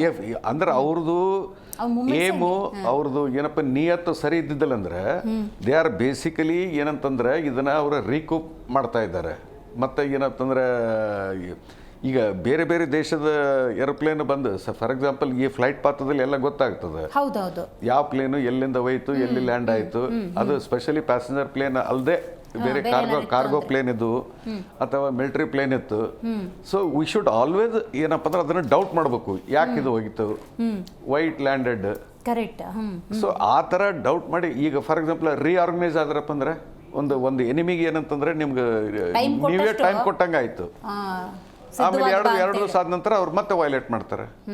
ಈಗ ಇಬ್ಬರ ನಡುವೆ ಘರ್ಷಣೆ ಆಗ್ಬೇಕಂದ್ರೆ ಪಾಕಿಸ್ತಾನದವರು ಅಮೆರಿಕದವ್ರಿಗೆ ಕೇಳಿ ಇಲ್ಲಿ ಏನಪ್ಪ ಅಂದ್ರೆ ಎಗ್ರೆಸ್ ಮಾಡಿದ್ದಿಲ್ಲ. They did on their own. ನಮ್ದು ಏನಿತ್ತು I hope you got my point. ಅಲ್ಲಿಂದ ಇನ್ವಿಟೇಷನ್ ತಗೊಂಡೇ ಬಂದಿಲ್ಲ, sir we are going to do this ಅಂತ ಹೇಳಿ ಅಂತ ಬಂದಿಲ್ಲ. ಸಡನ್ಲಿ ಸಿಗ್ನಲ್ ಬಂದ್ಮೇಲೆ ಏನು ಮೂವ್ಮೆಂಟ್ ಆಗಿಲ್ಲ ಅಂದಮೇಲೆ ಇದಕ್ಕೂ ಹೋಗಬಾರ್ದು. Correct, very nice. ಸರ್ ಈಗ 2 ದಿವಸದ ಕಾಲಾವಕಾಶದಲ್ಲಿ ನೀವಾಗಲೇ ಹೇಳ್ತಿದ್ರಿ ಪಾಕಿಸ್ತಾನ ಎಷ್ಟು ಸೇನೆ ವಿಷಯದಿಂದ ಬ್ಯಾಕ್ ಆಗಿದೆ ಅಂತ ಹೇಳಿ. ಸೇಮ್ ಟೈಮ್ ಅಲ್ಲಿನ ಎಕನಾಮಿಕಲ್ ಕ್ರೈಸಿಸ್ ನಾವು ಹಲವಾರು ಸತಿ ಡಿಸ್ಕಸ್ ಮಾಡಿದ್ದೀವಿ, ಎಷ್ಟು ಅವ್ರು ಬ್ಯಾಕ್ವರ್ಡ್ ಆಗ್ತಿದ್ದಾರೆ ಅಂತ.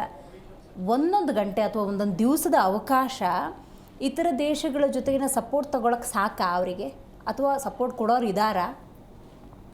ಇಲ್ಲ ನೋಡ್ರಿ, ಈಗ ಫಾರ್ ಎಕ್ಸಾಂಪಲ್ ಉದಾಹರಣೆಗೆ ಹೇಳ್ತೇನೆ ನಾನು. ಅಂದರೆ ಈ ಪ್ಯೂರ್ಲಿ ಉದಾಹರಣೆ, ಪ್ಯೂರ್ಲಿ ಗೆಸ್ ವರ್ಕ್. ಈಗ ನಮ್ಮದು ಒಂದು 4 ಏರ್ ಬೇಸ್ ನಾವು ಡಿಸ್ಟ್ರಾಯ್ ಮಾಡಿದ್ವಿ. ನಾವು ಡಿಸ್ಟ್ರಾಯ್ ಮಾಡಬೇಕಾದ್ರೆ ಏನು ಗುರಿಟ್ಟು ಡಿಸ್ಟ್ರಾಯ್ ಮಾಡಿದ್ವಿ, ಅಲ್ಲಿರ್ತಕ್ಕಂಥ ಏರ್ಕ್ರಾಫ್ಟ್ಸು ಇನ್ಕೆಪಬಲ್ ಇರಬೇಕು. ಈಗ ಅವ್ರದ್ದು ಕೆಲವೊಂದು ಏರ್ಕ್ರಾಫ್ಟ್ಸು ಔಟ್ಸೈಡ್ ಪಾರ್ಕ್ ಮಾಡಿರ್ತಿರ್ತಾರೆ. ಅವನ್ನೆಲ್ಲ ಹ್ಯಾಂಗರ್ದೊಳಗೆ ಅಂಡರ್ಗ್ರೌಂಡ್ದಾಗ ಒಯ್ಬೋದು, ಏರ್ಕ್ರಾಫ್ಟ್ ಇದು ಮಾಡ್ಬೋದು. ಅಥವಾ ಒಂದು ಡಿಫೆನ್ಸ್ ಸಿಸ್ಟಮ್ ಏನಿರ್ತದೆ, ಏರ್ ಡಿಫೆನ್ಸ್ ಸಿಸ್ಟಮ್ ಅದೆಲ್ಲ, ಅದಕ್ಕೆ ಒಂದಿಷ್ಟು ಏನಪ್ಪ ಅಂದರೆ ಪ್ರೊಟೆಕ್ಷನ್ ಕೊಡ್ಬೋದು. ಸೊ ಅವ್ರದ್ದು ಏನಂತಂದ್ರೆ ಈಗ ಪ್ಯಾಟರ್ನ್ ಆಫ್ ಅಟ್ಯಾಕ್ ಗೊತ್ತಾಯ್ತು ಅವ್ರಿಗೆ. ಈಗ ಇಂಡಿಯಾ ಏರ್ ಬೇಸ್ ಅಟ್ಯಾಕ್ ಆದ್ರೆ ಅವ್ರದ್ದು ಪ್ಯಾಟರ್ನ್ ಹೆಂಗದ, ನಮ್ದು ಏರ್ ಡಿಫೆನ್ಸ್ ಮೇಲೆ ಅಟ್ಯಾಕ್ ಮಾಡ್ಬೇಕಾದ್ರೆ ಯಾವ ಥರ ಅಟ್ಯಾಕ್ ಮಾಡಿದ್ರು, ಈ ಪ್ಯಾಟರ್ನ್ ಅಂತ ಗೊತ್ತಾಯ್ತು. ಇದಕ್ಕೆ ಕೌಂಟರ್ ಮಾಡೋದಕ್ಕೆ ಅವ್ರ ಮೆಜರ್ಸ್ ತಗೋಬಹುದು. They might move certain things to alternate location. ಈಗ ಆಲ್ರೆಡಿ ಇವರಿಗೆ ಲೊಕೇಶನ್ ಗೊತ್ತಾಗಿದೆ, ನಾವು ಏನಪ್ಪ ಅಂದ್ರೆ ಅಲ್ಟರ್ನೇಟ್ ಲೊಕೇಶನ್ಗೆ ಹೋಗಿ ಮತ್ತೆ ಕನ್ಫ್ಯೂಸ್ ಮಾಡೋಣ, ಆ ಟೈಪ್. ಒಂದು ವೇಳೆ ಅವ್ರು ವೈಲೇಟ್ ಮಾಡಿ ಮತ್ತೆ ಇದು ಸ್ಟಾರ್ಟ್ ಆಯ್ತು ಸ್ವಲ್ಪ ದಿವಸ ಆದ್ನಂತಂದ್ರೆ ದಟ್ ಮೀನ್ಸ್ ಈ ಸೀಸ್ ಫೈರ್ 2 ದಿವಸ ಆಗ್ಬೋದು, 3 ದಿವಸ ಆಗ್ಬೋದು, 1 ವಾರ ಆಗ್ಬೋದು. ಅದಂತರ ಸ್ಟಾರ್ಟ್ ಆಯಿತು. ಬೈ ಚಾನ್ಸ್ ಅವರು ಟ್ರೂಪ್ಸ್ ಮೂವ್ಮೆಂಟ್ ವಾಪಸ್ ಅಂದ್ರೆ ಬ್ಯಾಕ್ ಟು ಯುವರ್ ಬ್ಯಾರಕ್ಸ್ ಅಂತ ಇಕ್ಕೊಂಡು ಸ್ಟಾರ್ಟ್ ಆಗಲಿಲ್ಲ ಅಂದ್ರೆ ನಾವು ಅದನ್ನೇ ಅರ್ಥ ಮಾಡ್ಕೋಬೇಕು, ಅದನ್ನೇ ಅಸ್ಯೂಮ್ ಮಾಡಬೇಕು. ಸರ್, ಈಗ ಜನಕ್ಕೆ ಅದೇ ಪ್ರಶ್ನೆ ಇದ್ದಿದ್ದು, 22 ಏಪ್ರಿಲ್ ಆಗಿದ್ದ ಪಹಲ್ಗಾಮ್ ಅಟ್ಯಾಕಿಗೆ ಮೇ 6ನೇ ತಾರೀಕು ರಾತ್ರಿವರೆಗೂ ಉತ್ತರ ಇಲ್ಲ ಅಂದರೆ ಭಾರತದವರು ಟೈಮ್ ತಗೊಂಡಿದ್ದಾರೆ ಅಂತ. ಅಂದರೆ ಪ್ರಿಪ್ರೇಷನ್ ಇರ್ಬೋದು, ಮತ್ತು ಯಾವುದೇ ಇದಕ್ಕೂ ಒಂದು ಮೇಜರ್ ಟೈಮ್ ತಗೊಂಡಿದ್ದಾರೆ ಪ್ಲಾನಿಂಗಿಗೆ ಅನ್ನೋದಾದರೆ, ಸೀಸ್ ಫೈರು ಒಪ್ಪಂದ ಮತ್ತೊಂದು ಈ ಸಂಧಾನದ ಹೆಸರಿನಲ್ಲಿ ಅವರು ಕೂಡ ಟೈಮ್ ತಗೊಂತ ಇದ್ದಾರೆ ಅಂತ ಅನ್ಕೋಬೋದಾ? ಎಸ್ ಅನ್ಕೋಬಹುದು. ಈಗ ಏನಂತಂದ್ರೆ ಪೊಲಿಟಿಕಲ್ ಟರ್ಮಾಯಿಲ್ ಅಲ್ಲಿ ಇರ್ತದೆ, ಇಲ್ಲಿ ಇರ್ತದೆ. ಅಲ್ಲಿ ಅವ್ರಿಗೆ ಏನಂತಂದ್ರೆ ಇದೆಲ್ಲ ಏನಂತಂದ್ರೆ ತುಮಾರ ವಜಸ್ಸೆ ಸಬ್ ಕುಚ್ ಹಮ್ಕೋ ದೇಖ್ನಾ ಪಡ ಅಂತಕೊಂಡು ಅಲ್ಲಿ ಇದು ಮಾಡ್ತದೆ. ಆಮೇಲೆ ಬಲೂಚಿಸ್ತಾನ್ ಏನಪ್ಪ ಇದೇ ಒಂದು ಫೈನ್ ಟೈಮ್ ಅದ ನಮ್ಮ ಇಂಡಿಪೆಂಡೆನ್ಸ್ ಕೇಳೋದಕ್ಕೆ. If you lose the plot ಏನಪ್ಪ ಅಂತಂದ್ರೆ ಈಗ ಅವ್ರ ಕಂಡೀಷನ್ಸ್ ಇಡ್ಬೋದು. ಈಗ ನಾವ್ ಹೆಂಗ 3-4 ಕಂಡೀಷನ್ಸ್ ಇಟ್ಟಿವಲ್ಲ, ಸೀಸ್ ಫೈರ್ ಆಗಲಿ, ನಮ್ಗೆ ನಿಮ್ಗೆ ಏನಪ್ಪ ನೀವು ಎಕನಾಮಿಕಲಿ ಹಾಳಾಗ್ತೀರಿ, ನಾವು ಎಕನಾಮಿಕಲಿ ಹಾಳಾಗ್ತೀವಿ, ವೈ ಗೋಯಿನ್ ಫಾರ್ ವಾರ್ ಅಂತಕೊಂಡು ಆ ಟೈಪ್ ಈ ಟೈಪ್ ಏನಾದರೂ ಚರ್ಚೆಗಳಾದರೆ ಅವರು ಈ ಕಂಡೀಷನ್ಸ್ ಇಡಬಹುದು. ಬಲೂಚಿಸ್ತಾನ್ ನೀವು ಇಂಟರ್ಫೇರ್ ಆಗಕ್ಕೆ ಹೋಗ್ಬೇಡ್ರಿ ಅಂತ. ಯಾಕಂದ್ರೆ ಈಗ ಏನಾದ್ರೂ ನಾವು ಇಂಟರ್ಫೇರ್ ಮಾಡಿ ಅಲ್ಲಿ ಅನ್ರೆಸ್ಟ್ ಕ್ವೈಟ್ ಪಾಸಿಬಲ್.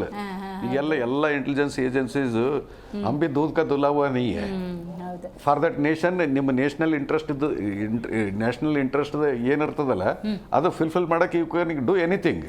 ಸರ್, ಈಗ ಪಾಕಿಸ್ತಾನದ ಈಗ ನಮ್ದು ಡಿಮಾಂಡ್ಸ್ ಈ ಥರದ್ದಿದೆ ಅಂತ ಸುಮ್ಮನೆ ಗೆಸ್ ವರ್ಕ್ ಅಲ್ಲಿ ಹೇಳೋದಾದ್ರೆ, ಪಾಕಿಸ್ತಾನದವ್ರು ಅದಕ್ಕೆ ಅಗ್ರಿ ಮಾಡಬಹುದು ಅಂತ ಅನ್ಸುತ್ತಾ? ಇಲ್ಲ ಲೆಟ್ಸ್ ಸ್ಟಾರ್ಟ್ ಅನ್ನೋ ಇಲ್ಲ, ಅವ್ರು ಒಂದು ಡಿಮಾಂಡ್ ಮಾತ್ರ ಅವ್ರು ಡೆಫಿನೆಟ್ಲಿ ನನ್ನ ದೃಷ್ಟಿಯಲ್ಲಿ ಕೇಳ್ಬೋದು. ಅವು 4 ಟೆರರಿಸ್ಟ್ನ ಏನಪ್ಪ ಅಂದ್ರೆ ತೋರಿಸ್ರಿ ಮೊದಲು ಅಂತ. ಒಪ್ಪಂಗಿಲ್ಲ. ಅವ್ರು ಮೊದಲೇ ಹೇಳ್ಯಾರಿದು, ಇವ್ರು 4 ಟೆರರಿಸ್ಟ್ ನಮ್ರು ಅಲ್ಲ ಅಂತಕೊಂಡು. ನಮ್ಮದು ಡ್ಯೂಟಿ ಏನಪ್ಪ, ಇಡೀ ವರ್ಲ್ಡ್, ಅವ್ರು ಪಾಕಿಸ್ತಾನಕ್ಕೆ ಅಷ್ಟೇ ಅಲ್ಲ ಇಡೀ ವರ್ಲ್ಡ್ಗೆ ತೋರಿಸ್ಬೇಕು ನಾವು. ಸೊ ಇದು ಬಿಗ್ಗೆಸ್ಟ್ ಫಾರ್ ದಟ್ ಮ್ಯಾಟರ್ ಏನಪ್ಪ, ಎನಿ ಲೇ ಮ್ಯಾನ್ಸ್ ಲಿಕ್ಕರ್ ಮಿಲಿಟರಿ ಮ್ಯಾನ್ ತಕ್ಕ ಒಂದು ಮೈಂಡ್ದಲ್ಲಿ ಬರೋದು ಏನಂತಂದ್ರೆ, ಈಗ ನೋಡಿ ಸಿಚುವೇಶನ್ ಹೆಂಗೆ ಇದಾಯ್ತು ಅಂತಂದ್ರೆ 4 ಜನರ ಸಲುವಾಗಿ 4 ಟೆರರಿಸ್ಟ್ ಸಲುವಾಗಿ ಈ ಯುದ್ಧ ಸ್ಟಾರ್ಟ್ ಆಯ್ತು. ಆಯ್ತಾ? ಅವ್ರು ಬಂದರು, ಅಲ್ಲಿ ಟೂರಿಸ್ಟ್ ಡೆಸ್ಟಿನೇಷನ್ ಚೂಸ್ ಮಾಡಿದರು, ಇನ್ನೋಸೆಂಟ್ ಟೂರಿಸ್ಟ್ಗೆ ಫೈರ್ ಮಾಡಿದರು. ಈಗ ಅವರೇ ಸಿಗ್ತಾ ಇಲ್ಲ. ಹೌದು,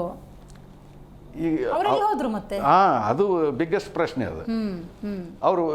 ಅವ್ರು ಬೈ ಚಾನ್ಸ್ ಹೋಗಿ ಪಾಕಿಸ್ತಾನ್ಗೆ ವಾಪಸ್ ಹೋದ್ರೆ ನಾವು ಕೇಳ್ಬೋದು, ನಾವು you hand them over to us. ಅಥವಾ ಅವ್ರು ಕೇಳ್ಬೋದು, ನಮ್ಮಲ್ಲಿ ಇಲ್ಲ, ಅವರು ನಿಮ್ಮವರೇ ಇದ್ದಾರೆ ಅಂತಕೊಂಡು ಅವ್ರು ಹಮೇಶ ಕ್ಲೇಮ್ ಮಾಡ್ತಾರೆ ಅವರು. ಸೊ ಇವೆಲ್ಲ ಏನಂತಂದ್ರೆ ಇವಕ್ಕ ಅದೇ ಟಾಕ್ಸ್ ಅಂತ ಹೇಳ್ತಾರಲ್ಲ, these are the things which will. Sir, ಈಗ ಹಾಟ್ಲೈನಲ್ಲೋ ಅಥವಾ ದೊಡ್ಡ ಮಟ್ಟದಲ್ಲೋ ಚರ್ಚೆಗಳಾಯಿತು ಅಂದಾಗ ಅವರು ಡಿಮಾಂಡ್ ಮಾಡೋ ಪೊಸಿಷನಲ್ಲಿ ಇಲ್ಲ, ಬಟ್ ಅವರು ಕೆಲವೊಂದು ಪ್ರಮುಖ ವಿಷಯಗಳನ್ನೇ ಭಾರತದ ಜೊತೆ ಚರ್ಚೆ ಮಾಡಬೇಕು ಅಂತ ನಾವು ಈ ವಿಷಯಗಳನ್ನು ಕ್ಲೇಮ್ ಮಾಡ್ತಿದ್ದೀವಿ ಅನ್ನೋದಾದ್ರೆ ಯಾವುದನ್ನು ತಗೊಂಡ್ಬರ್ತಾರೆ ಅವರು ಪಾಕಿಸ್ತಾನ ಸೈಡ್ದಿಂದ? ಪಾಕಿಸ್ತಾನ ಸೈಡ್ದಿಂದ ಅವ್ರಿಗೆ ಈ ಕಡೆಯಿಂದ ನಮ್ಗೆ ಅಟ್ಯಾಕ್ ಆಗಬಾರ್ದು ಅಷ್ಟೇ, ಆ ಥರ ಇರುತ್ತಾ? ಅಥವಾ ಇಲ್ಲ, ಅವ್ರು ಏನು ಹೇಳ್ತಾರೆ, ನಾವ್ ಏನೇನು ಹೇಳಕ್ ಹೋಗ್ತೀವಲ್ಲ ಅವ್ರು ಡಿನೈಲ್ ಮೋಡದಲ್ಲಿ ಇರ್ತದೆ. ಡಿನೈಲ್ ಮೋಡದಲ್ಲಿ ಏನಂತಂದರೆ ಇವು ಟೆರರಿಸ್ಟ್ ಕ್ಯಾಂಪ್ಸ್ ಅಂತ ನೀವೇನು ಡಿಸ್ಟ್ರಾಯ್ ಮಾಡಿದ್ರಲ್ಲ ಅವು ಟೆರರಿಸ್ಟ್ ಕ್ಯಾಂಪ್ಸ್ ಅಲ್ಲ ಅಂತ ಮೊದಲು ಕ್ಲೇಮ್ ಮಾಡ್ತಾರೆ ಅವರು. The first will be that. ಅಲ್ಲ ಸರ್, ಅದ್ಯಾವುದದ್ದು ಸೇನಾ ಮುಖ್ಯಸ್ಥರೆಲ್ಲ ಹೋಗ್ಬಿಟ್ಟು ಯಾವುದೋ ಒಂದು ಸಂಘಟನೆಯ ಒಂದು ಕ್ರಿಮೇಷನಲ್ಲಿ ಭಾಗಿಯಾಗೋ ವಿಡಿಯೋಸೇ ಇದಾವಲ್ಲ ಸರ್. ಸರ್ ಅದು ಕರೆಕ್ಟ್. ಅವ್ರದ್ದು ಫಸ್ಟ್ ಈಗ ಏನಂತಂದ್ರೆ ಒಬ್ಬ it is nation is based on cheating and lies, ಇದೆಲ್ಲ ಮಾರಲ್ ಟರ್ಪಿಟ್ಯೂಡ್ ಇದ್ದಂಥ ದೇಶಕ್ಕೆ ಎಕ್ಸ್ಪೆಕ್ಟ್ ಮಾಡೋದು ಏನಪ್ಪ ಅಂದ್ರೆ ದ ಫಸ್ಟ್ ಇದೇನಪ್ಪ ಅಂದ್ರೆ ಅವು ಏನಿಲ್ಲ ಅನ್ನೆಸಲ್ಲಿ ಏನಪ್ಪ ಸಿವಿಲಿಯನ್ ಪಾಪ್ಯುಲೇಷನ್ ನೀವು ಡಿಸ್ಟ್ರಾಯ್ ಮಾಡಿರಿ, ನೀವು ಏನಂತಂದ್ರೆ ಅವು ಟೆರರ್ ಕ್ಯಾಂಪ್ಸೇ ಅಲ್ಲ, ಈ ಥರ ಹೇಳ್ತಾರೆ ಅವರು. ಡೆಫಿನೆಟ್ಲಿ ನೀವೇನೋ ಟಾರ್ಗೆಟ್ ಮಾಡಿ ಅವ್ರು ಏನು ಪ್ರೂವ್ ಮಾಡ್ತಾರೆ ಅಂದರೆ ಅಲ್ಲಿ ಏನೋ ಟೆರರ್ ಕ್ಯಾಂಪ್ಸ್ ಇದ್ದರೆ ನೀವು ನಮ್ಮ ಏರ್ ಸ್ಪೇಸ್ನಾಗ ಬಂದು ನಮ್ಮ ದೇಶದ ಇಂಟಗ್ರಿಟಿ ಹಾಳು ಮಾಡ್ರಿ, ನೀವು ಬಂದು ಬಾಂಬ್ ಮಾಡ್ರಿ, ನಾವು ಜನರಿಗೆ ಮುಖ ಹಂಗೆ ತೋರಿಸ್ಬೇಕು ಅಂತ ತಿಕ್ಕೊಂಡು ಅವೆಲ್ಲ ಅಳಕ್ಕೆ ಶುರು ಮಾಡ್ತಾರೆ. ನಮ್ಮಲ್ಲಿ ಪ್ರೂಫ್ ಪ್ರಾಪರ್ ಇರಲಿಲ್ಲಪ್ಪ ಅಂದ್ರೆ ನಾವು ಏರ್ ಸ್ಟ್ರೈಕ್ ಮಾಡಕ್ಕೆ ಬರೋದಿಲ್ಲ. ಯಾಕಂದ್ರೆ ನಾವು ಬರೀ ಪಾಕಿಸ್ತಾನಕ್ಕೆ ಅಷ್ಟೇ ತಿಳಿಸ್ಬೇಕಾಗಿಲ್ಲ, ಇಡೀ ವರ್ಲ್ಡ್ದಾಗ ಯಾರಾದ್ರೂ ಕೇಳಿದ್ರೆ देखो ನಮ್ಮ ಕಾಂಕ್ರೀಟ್ ಎವಿಡೆನ್ಸ್ ನಮ್ಮ ಹತ್ರ ಇದ್ದ ಸಲುವಾಗಿನೇ ಇದು. ಈಗ ಈ ಡಿಸ್ಕಷನ್ ಹಾಟ್ಲೈನ್ ಅಲ್ಲಿ ಇಬ್ಬರಷ್ಟೇ ಮಾತುಕತೆ ಇರುತ್ತಾ, ಮಧ್ಯಸ್ಥಿಕೆ ಅಂತ ಏನಾದರೂ ಇರುತ್ತೆ ಸರ್? ಮಧ್ಯಸ್ಥಿಕೆ ಯಾರು ಇರೋದಿಲ್ಲ, ಜನರಲಿ 1 to 1 ಇರ್ತದೆ. ಅಟ್ ದ ಮೋಸ್ಟ್ ಅವ್ರ ಕಡೆಯಿಂದ ಸ್ಟಾಫ್ ಆಫೀಸರ್ ಇರ್ಬೋದು, who has got certain files proof ಅಂಥವು ಇಂಥದ್ದು ಏನಿದ್ರೆ ನಮ್ಮಲ್ಲಿಂದ ಒಬ್ಬ ಸ್ಟಾಫ್ ಆಫೀಸರ್ ಇರ್ಬೋದು. That is common. ಒಬ್ಬ ಲೆಫ್ಟಿನೆಂಟ್ ಜನರಲ್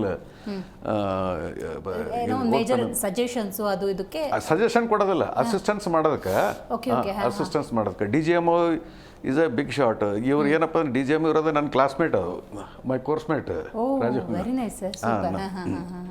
ರೈಟ್ ಸರ್, ಅವ್ರದ್ದು ಪಾಕಿಸ್ತಾನ ಡಿಮಾಂಡ್ಸ್ ಬಗ್ಗೆ ಮಾತಾಡ್ತಿದ್ರಿ, ಈ ಥರ ಇಡ್ಬೋದು ಅಂತ. ಅದು ನೆಕ್ಸ್ಟ್ ಏನು ಸರ್ ಅವ್ರದ್ದು?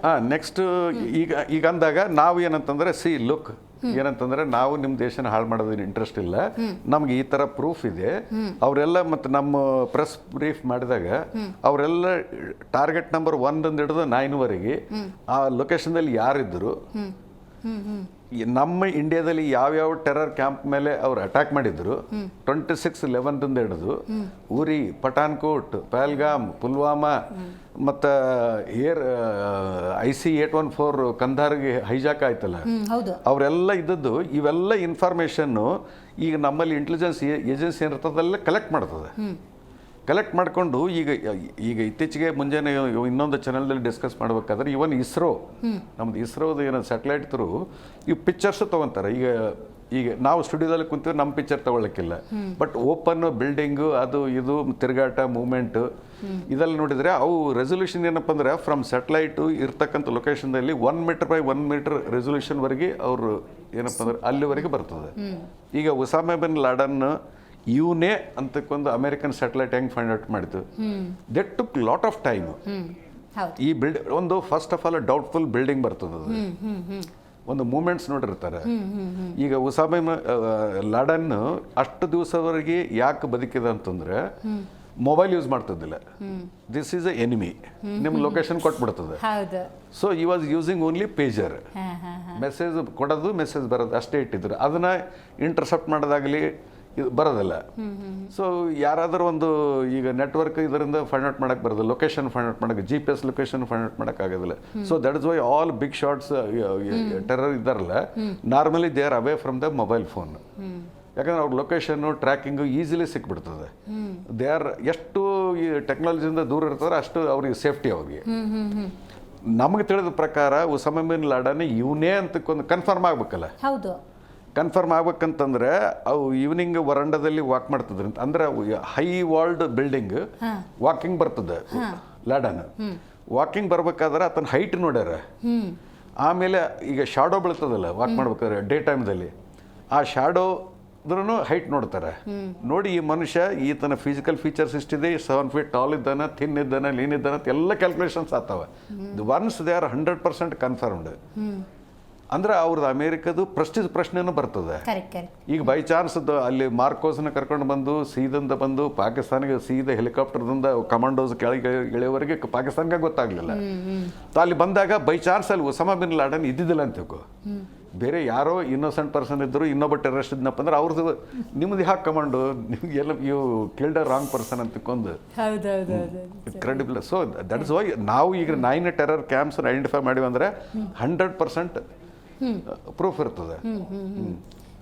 ಈಗ ಯಾರದೋ ಮಧ್ಯಸ್ಥಿಕೆ ವಹಿಸ್ಕೊಂಡು ಚರ್ಚೆಗಳಾಗುತ್ತೆ ಅಂತ ಹೇಳಿದ್ರೆ ಈ ಸಾಲಿಡ್ ಪ್ರೂಫ್ಗಳನ್ನು ಕೊಟ್ಟರೆ ಅಗ್ರಿ ಮಾಡಲೇಬೇಕಲ್ಲ ಸರ್? ಹಂಗಾದ್ರೆ ಅಗ್ರಿಯಬಲ್ ಪ್ರೂಫ್ 4 ಜನನ ಹ್ಯಾಂಡ್ ಓವರ್ ಮಾಡಲೇಬೇಕಲ್ಲ, ಹಂಗೆ ಒಪ್ಪಂಗಿಲ್ವಾ, ಒಪ್ಪಕ್ಕಾಗಲ್ವಾ?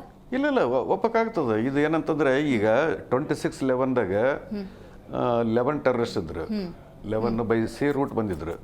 ಸಿ ರೂಟ್ದಲ್ಲಿ ಬಂದಾಗ ಏನಾಯ್ತಂದ್ರೆ ಈಗ 10 ಜನ ದೇವರ್ ಕಿಲ್ಡ್. ಅದು ಡೆಡ್ ಬಾಡಿ ಕೆನಾಟ್ ಸ್ಪೀಕ್. ಹೌದು. ಆಮೇಲೆ ಒಬ್ಬನು ಜೀವಂತಿದ್ದ. ಈಗ ಅವನು ಹಿಡಿದ ನಂತರ ಅವನಿಂದನೇ ಮೆಸೇಜಸ್ ಎಲ್ಲ ಏನಂತಂದ್ರೆ ಎಲ್ಲಿ ಟ್ರೈನಿಂಗ್ ಆಯಿತು, that was one of the proper proof. ಅದಾದ ನಂತರನೇ ಅವ್ರು ಏನಪ್ಪ ಅಂತಂದ್ರೆ ಈಗ ಡಾಕ್ಟರ್ ಮನಮೋಹನ್ ಸಿಂಗ್ ಪೀರಿಯಡ್ದಲ್ಲಿ ಇದು ಮುಂಬೈ ಅಟ್ಯಾಕ್ ಆದದ್ದು, ಇವ್ರ ಪ್ರೂಫ್ ಎಲ್ಲ ಹೋಗಿ UN ಸೆಕ್ಯೂರಿಟಿಗೆ ಕೊಟ್ಟರು.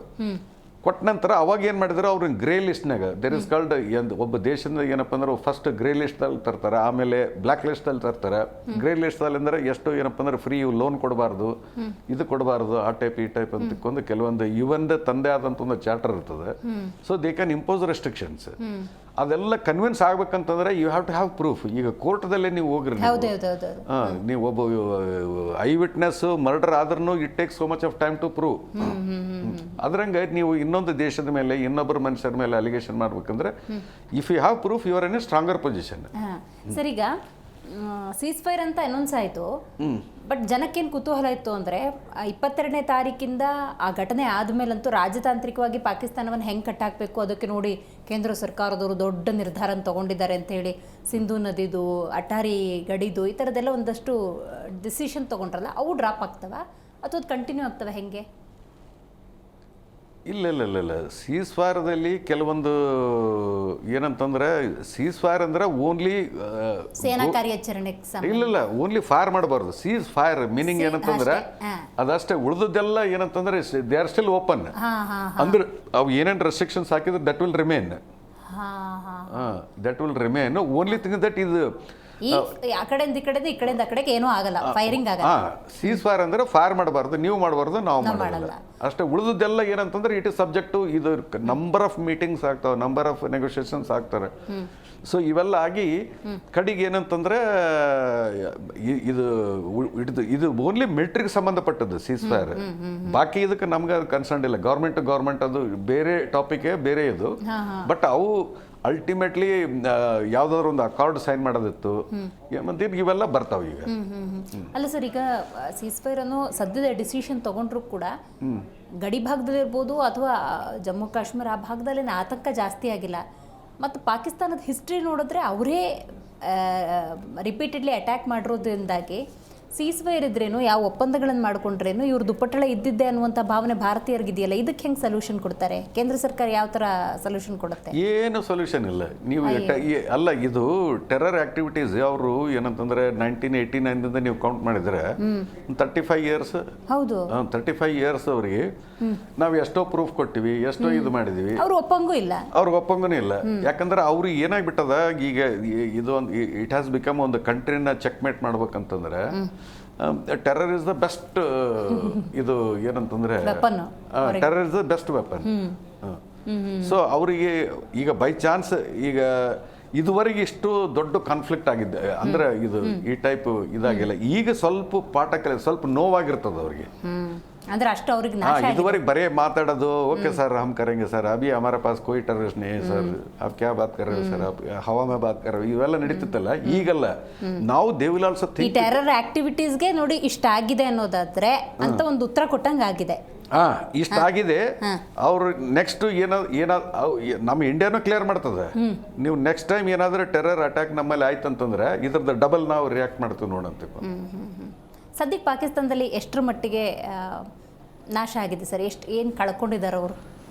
ನಮಗೆ ತಿಳಿದ ಮಟ್ಟಿಗೆ ಒಂದು 20% ಏರ್ಫೋರ್ಸ್ದು ಹೇಳ್ಬೇಕಂದ್ರೆ ಒಂದು ಇವೆಲ್ಲ DGM ಪ್ರೂಫ್ಸಲ್ಲಿ ಅವೆಲ್ಲ ತೋರಿಸಿರಲಿ ಎಲ್ಲೆಲ್ಲಿ ಡಿಸ್ಟ್ರಾಯ್ ಮಾಡಿರೋದೆಲ್ಲ, ಅದೆಲ್ಲ ನೋಡಿದ್ರೆ ಒಂದು 20% ಆಫ್ ದ ಫೈಟಿಂಗ್ ಪೊಟೆನ್ಷಿಯಲ್ ಹೋಗಿದೆ ಅವ್ರದ್ದು. ಸರ್, ಈಗ ಒಂದು ಡೇಯಲ್ಲಿ ಓಕೆ ನಾವು ಸೀಸ್ ಫೈರ್ಗೆ ಅಟೆಂಡ್ ಮಾಡಿದ್ದಿಲ್ಲ, 2ನೇ ದಿವಸ ಇದು ಕಂಟಿನ್ಯೂ ಆಗಿತ್ತಪ್ಪ 40% ಅವ್ರದ್ದು ಹೊಡೆದು ಬಿಡ್ತದೆ.